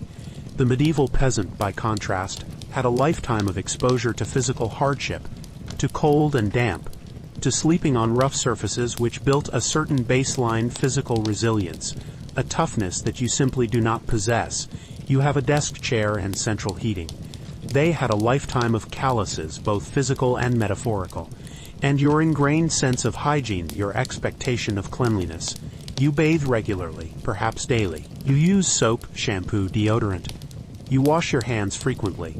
The very idea of living, sleeping, eating in your own accumulated, liquefying filth, your body caked in layers of grime, sweat, and excrement, your hair matted and crawling with lice, is not just profoundly unpleasant, it's deeply, psychologically disturbing, a fundamental violation of your modern sensibilities.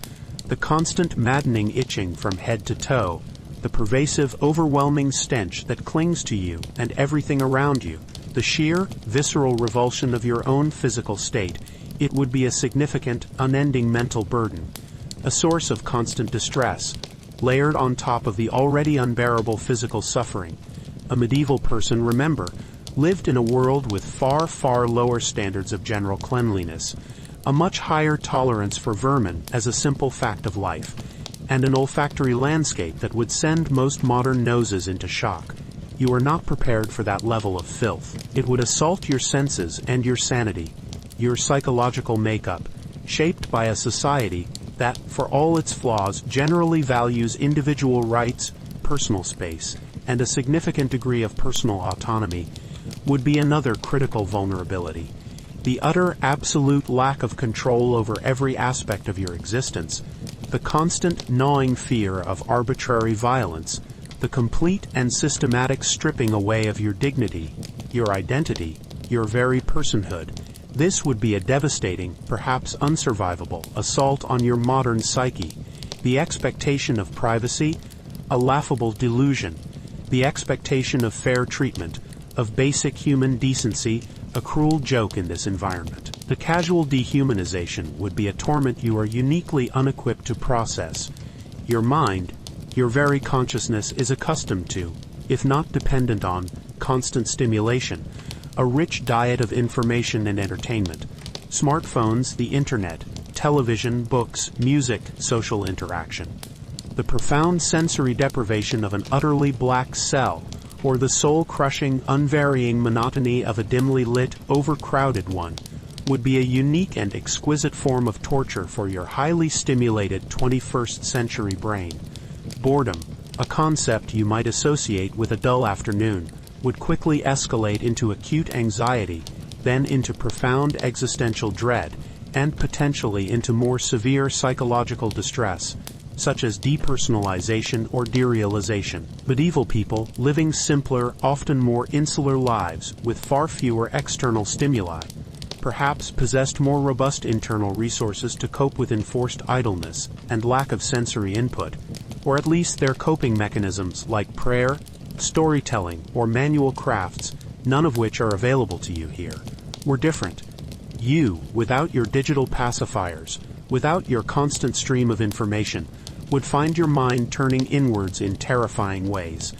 Consider your deeply conditioned understanding of and reaction to pain and suffering. While pain is a universal human experience, your exposure to and societal tolerance for severe, unmedicated, prolonged physical suffering is likely minimal, almost non-existent. You expect and receive analgesia for a common headache, for a twisted ankle, for post-operative discomfort. Imagine then enduring the relentless escalating agony of an untreated, festering infected wound, a crudely set broken bone grinding with every movement, or the full-blown systemic torment of raging typhus or dysentery, with absolutely no relief whatsoever, no prospect of comfort, no gentle hand to soothe your fevered brow. The medieval world was one where severe pain, chronic illness, and early, often agonizing death were commonplace, inescapable facts of life. People witnessed suffering and death up close, frequently, from childhood. Your threshold for enduring such unmitigated agony without complete psychological collapse is, frankly, and through no fault of your own, much, much lower. Your meticulously ingrained expectation of time, your entire relationship with its passage, would become another source of profound distress. You live by schedules, by clocks, by appointments, by calendars. Time for you is a quantifiable, manageable commodity. The timeless, shapeless, featureless void of the dungeon, where days and nights blur into an indifferentiated, meaningless continuum of misery, where the only markers are the infrequent delivery of foul food or the changing shifts of indifferent guards, would be profoundly disorienting and deeply distressing to your structured, time-conscious modern mind. You would lose all track, all anchor, exacerbating your sense of being lost and forgotten. Your primary reliance on sight for navigating and understanding the world would become a sudden, terrifying handicap. Many dungeons, as we've described, were maintained in utter, impenetrable blackness. Your other senses, hearing, smell, touch, would, in theory, heighten, but the sudden and complete loss of your dominant sense would leave you feeling profoundly helpless, vulnerable, and disoriented. You'd be stumbling, crashing into unseen walls or other prisoners, your imagination, unchecked by visual cues, filling the darkness with unknown, amplified threats, every rustle, every sigh, every drip magnified into something monstrous. While a medieval person also relied on sight, they were perhaps more accustomed from childhood to navigating by touch and sound in a world with far less ubiquitous artificial light, a world of deep nights and shadowy interiors. For you, the sudden blindness would be an immediate and terrifying precursor to panic, even the very air you struggle to breathe.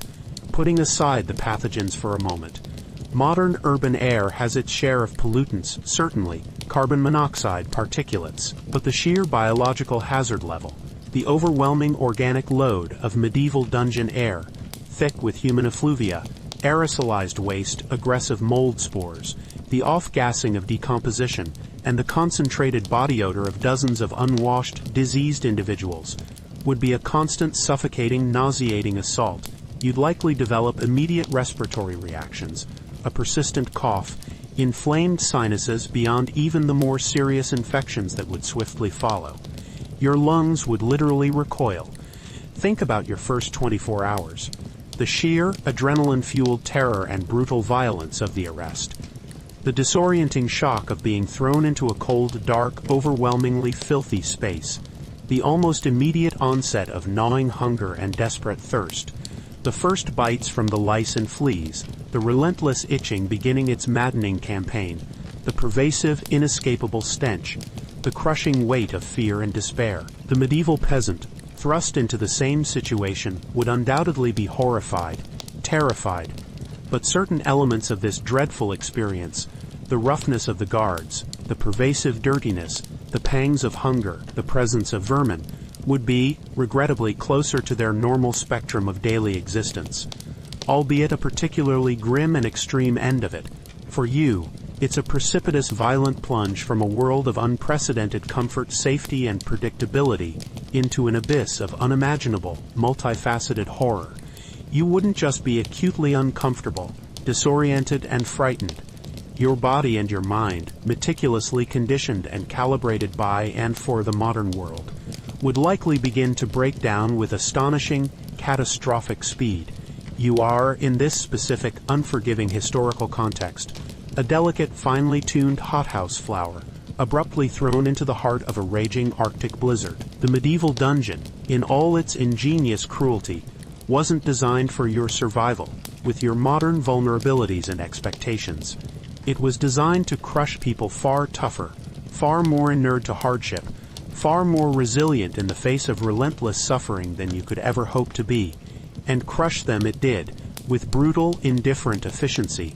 You wouldn't last a day, not necessarily because you're inherently weak in spirit, but because your entire being, physiological, psychological, emotional, is fundamentally, irrevocably calibrated for a world that has, thankfully, and for the most part, painstakingly evolved beyond such institutionalized, accepted brutality. And that unpreparedness would be your swift, certain doom.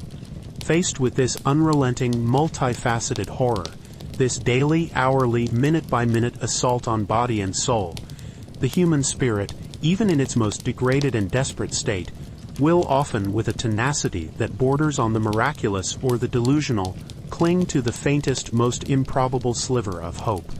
Was there any conceivable way out of this waking nightmare?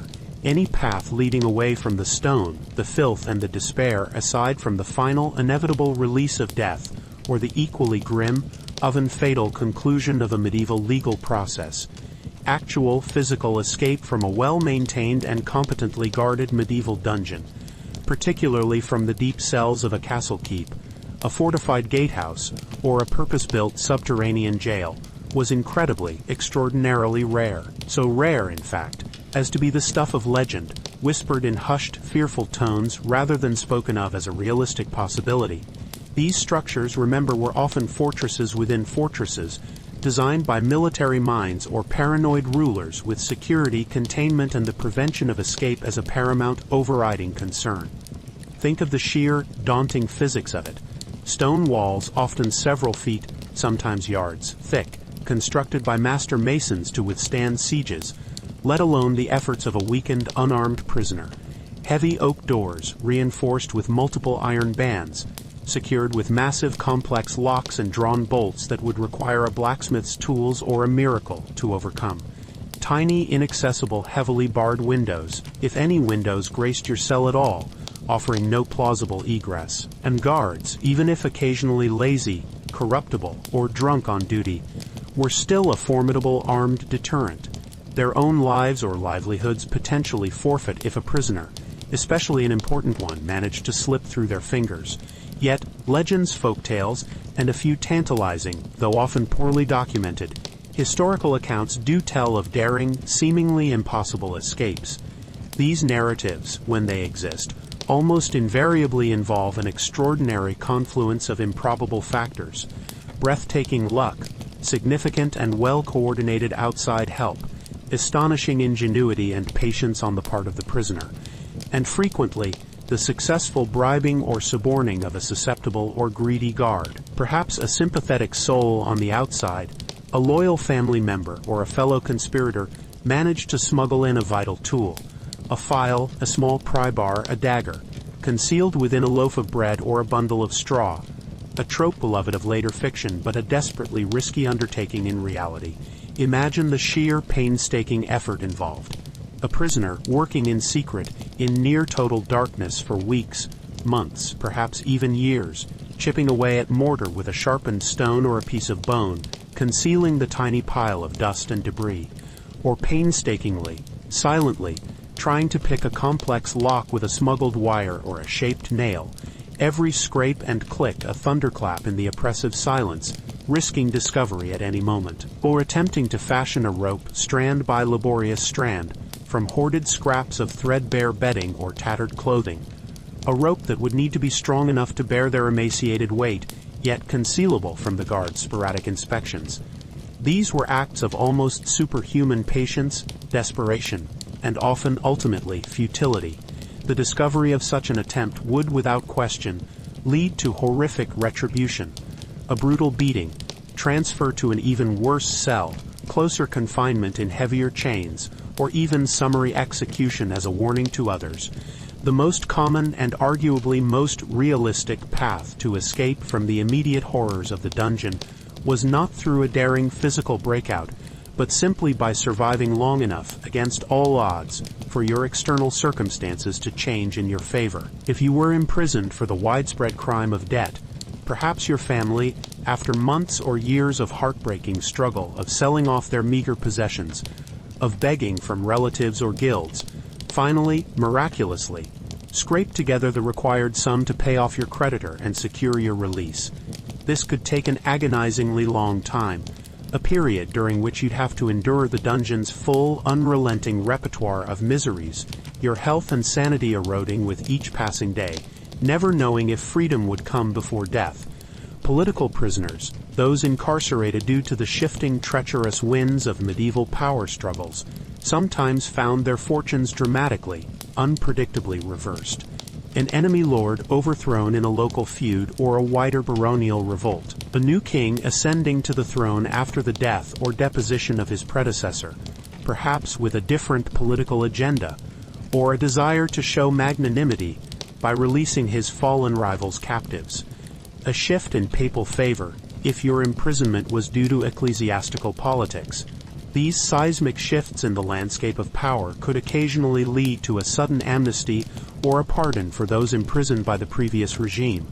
But this was an unpredictable lottery, a game of high-stakes chance, and depended entirely on your perceived importance, your connections, and the specific whims and calculations of the newly powerful.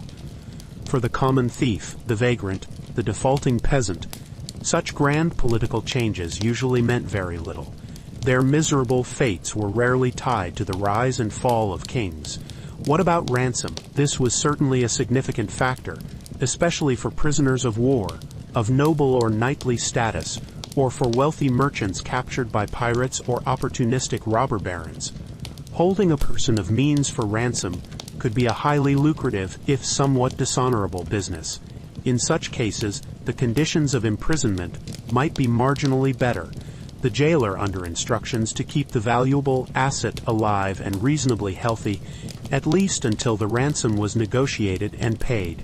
Elaborate negotiations could take place between the captor and the prisoner's family or allies, sometimes dragging on for months. But if the ransom wasn't forthcoming, or wasn't paid quickly enough, or if the captor grew impatient or faced a more pressing need for the cell space, even a high-status prisoner could find their conditions deteriorating rapidly, their rations cut, their privileges revoked, their life suddenly much more precarious.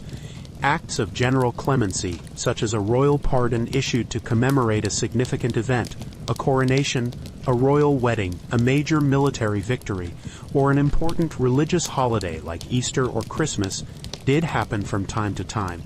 But these were relatively infrequent, often arbitrary in their application, and typically benefited only a small, lucky handful of prisoners, sometimes chosen by lot, sometimes based on the perceived minor nature of their offenses, or sometimes simply those whose jailers bothered to put their names forward, perhaps for a fee. You couldn't plan your life or your survival around the faint hope of such an unpredictable miracle. We've mentioned the concept of sanctuary before. If an accused person fleeing the hue and cry or a more formal arresting party could physically reach the consecrated ground of a church or monastery before being formally apprehended, they could claim sanctuary.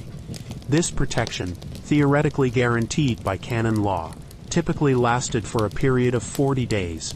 During this time, the fugitive was theoretically safe from arrest by secular authorities and could attempt to negotiate a resolution, often confessing their crime to the coroner and agreeing to abjure the realm, meaning they would go into permanent exile, usually departing from a specified port, carrying a wooden cross, and vowing never to return on pain of death. However, this vital loophole applied before you were securely locked away in the dungeon. Once those heavy iron doors had slammed shut behind you, the sacred protection of the church, its bells perhaps faintly audible in the distance, was a world away, an inaccessible dream. For many, indeed for the vast majority of those who entered the medieval dungeon, the only true and final release, the only definitive escape, was death.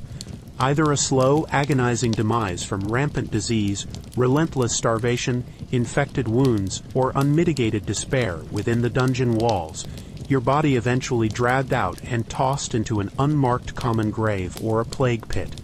Or, if you survived long enough to be tried and convicted of a capital offense, your release would be into the waiting, expert hands of the executioner, a brief, terrifying journey from the darkness of the cell to the public spectacle of the gallows, the block, or the stake. The dungeon was, for a significant and tragic portion of its unwilling inhabitants, simply a squalid, terrifying, and protracted prelude to the grave. So, while the desperate human mind, even in the depths of such profound suffering, might conjure elaborate fantasies of escape, of patiently tunneling through solid stone with a sharpened spoon, of bravely overpowering a heavily armed guard during a momentary lapse in vigilance, of a dramatic last-minute rescue by loyal comrades, the grim, unyielding reality for most was that the heavy, iron-bound door through which they had entered would be the very same door through which their lifeless, emaciated corpse was eventually dragged out. Hope, in this oppressive and brutal context, was not a comforting beacon. More often, it was a particularly cruel and insidious form of self-torture, a flickering candle flame repeatedly, contemptuously, snuffed out by the cold, damp winds of despair. The medieval dungeon, in its very essence, was designed to systematically identify, isolate, and extinguish that most resilient of human qualities. And it usually succeeded. The medieval dungeon, in its truest, most relentlessly brutal and systematically dehumanizing form, eventually, painstakingly, began to fade into the blood-soaked pages of history. But this was no swift, enlightened transformation.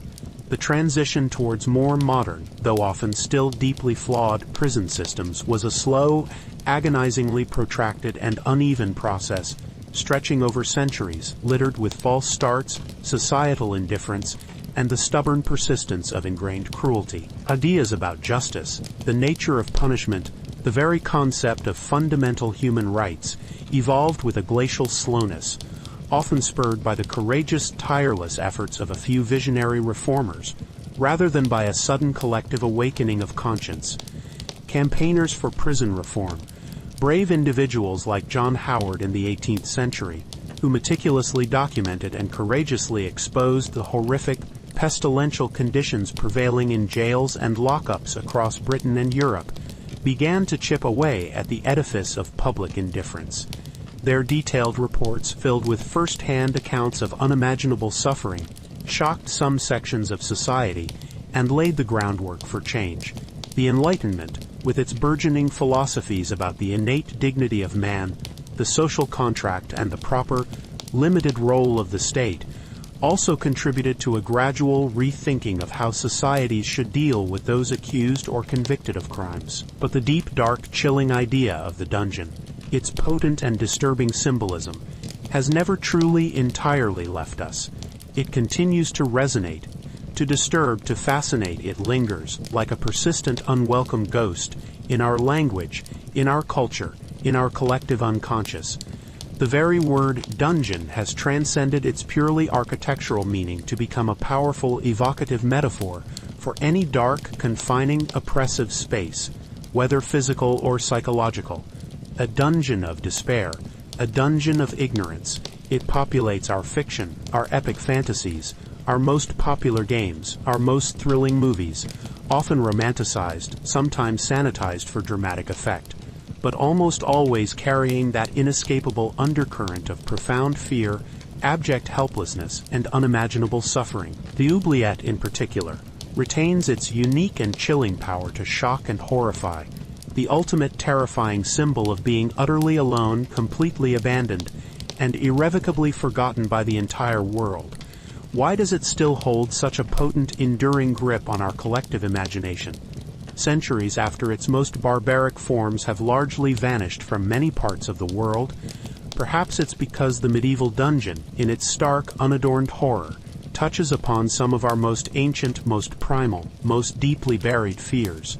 The terror of absolute darkness, the claustrophobia of inescapable confinement, the agonizing dread of complete helplessness, the chilling loss of all control over one's own body and fate, the anticipation of unbearable pain, and the ultimate soul-crushing terror of being abandoned by society, by justice, by hope itself. It represents, in many ways, a nadir of human cruelty, a chilling testament to what can happen when power is absolute and unchecked, when life is deemed cheap and expendable, and when the veneer of civilization is stripped away to reveal the raw, terrifying potential for barbarity that can lurk beneath. When you next visit the carefully preserved ruins of a medieval castle, perhaps on a sunny afternoon with your family, and a tour guide with a practiced, slightly theatrical shiver points to a dark, forbidding opening in the floor or a narrow, ominous doorway leading down into the earth, and casually, almost dismissively, mentions that this was the dungeon, or the oubliette, I implore you to take a long, reflective moment. Try, with all the power of your 21st century imagination, to see beyond the neatly swept stones, the discreet safety ropes, the strategically placed low-wattage bulb that banishes the true suffocating blackness. Try to conjure the searing, visceral reality that we have explored together tonight. The overpowering, gag-inducing stench of unmanaged human waste, of rampant disease, of decaying flesh, the bone-chilling, penetrating cold that never ever leaves you, the absolute terrifying darkness, or the equally maddening, unvarying gloom. The constant unnerving scuttling and squeaking of rats, their bold presence a testament to the abundance of filth and death, the ceaseless tormenting itch of lice and fleas feasting on your living body, the gnawing, hollow emptiness of profound, unending hunger, the desperate, burning torment of unquenchable thirst, the cacophonous, unending symphony of moans, cries, coughs, and insane ramblings from your fellow sufferers, a chorus of despair that never falls silent, the sheer, unadulterated, concentrated human misery. The medieval dungeon, in its stark and brutal truth, stands as a deeply uncomfortable, yet profoundly important historical monument. It's a chilling reminder of how societies, even those that considered themselves civilized and Christian, have, at various times, treated their most vulnerable, their accused, their outcasts, their enemies. It's a terrifying testament to the boundless human capacity for calculated cruelty, for systemic oppression, and for breathtaking indifference to suffering, especially when that suffering occurs out of sight, in the hidden, forgotten places where power operates without constraint and life holds little or no value. And it underscores, with a force that should leave us both humbled and deeply appreciative, how far we've come in many, though certainly not all, parts of the world, in our evolving understanding of what constitutes just, humane, and proportionate punishment. It highlights the preciousness of the legal safeguards, the presumption of innocence, the right to counsel, the prohibition against torture, and the expectation of basic sanitary and humane conditions of confinement that many of us perhaps too often take for granted, even as we acknowledge, with a profound sense of unease, that horrific prison conditions, abuses of power, and the denial of fundamental human rights in places of detention still persist in far too many corners of our modern world. The grim shadow of the medieval dungeon serves as a stark benchmark, a chilling historical baseline against which we must measure our progress and our failings. So, the next time you feel a surge of frustration with the minor inconveniences and fleeting discomforts of your modern life, the slow Wi-Fi, the traffic jam, the slightly disappointing cup of coffee, perhaps, just perhaps, take a brief second to remember the medieval dungeon. Remember the crushing, unyielding weight of those unforgiving stone walls, the foulness of that septic, recycled air, the terrifying embrace of that endless living night. Remember the fear, the pain, the hopelessness. Remember that you, with all your modern sensibilities and vulnerabilities, almost certainly wouldn't have lasted a single day. And that realization, that stark and sobering acknowledgement, is perhaps the most profound, most lasting, and most valuable echo of the medieval dungeon. A deep, abiding, and intensely personal gratitude for the simple dignities, the essential comforts, the fundamental freedoms, and the precious sanctity of life that it so brutally, so systematically, and so utterly denied.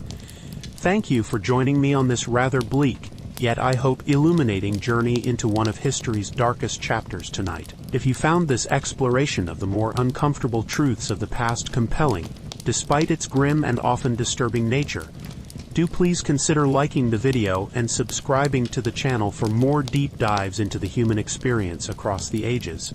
And as always, I genuinely value your thoughts, so please share them in the comments section below. What aspect of the medieval dungeon do you find most horrifying, or what other historical nightmares, or indeed triumphs, do you think we should explore together in a future session? Until next time, try if you can to appreciate the light, both literal and metaphorical. Sleep well, and perhaps be a little extra thankful for the softness of your pillow and the quiet safety of your night.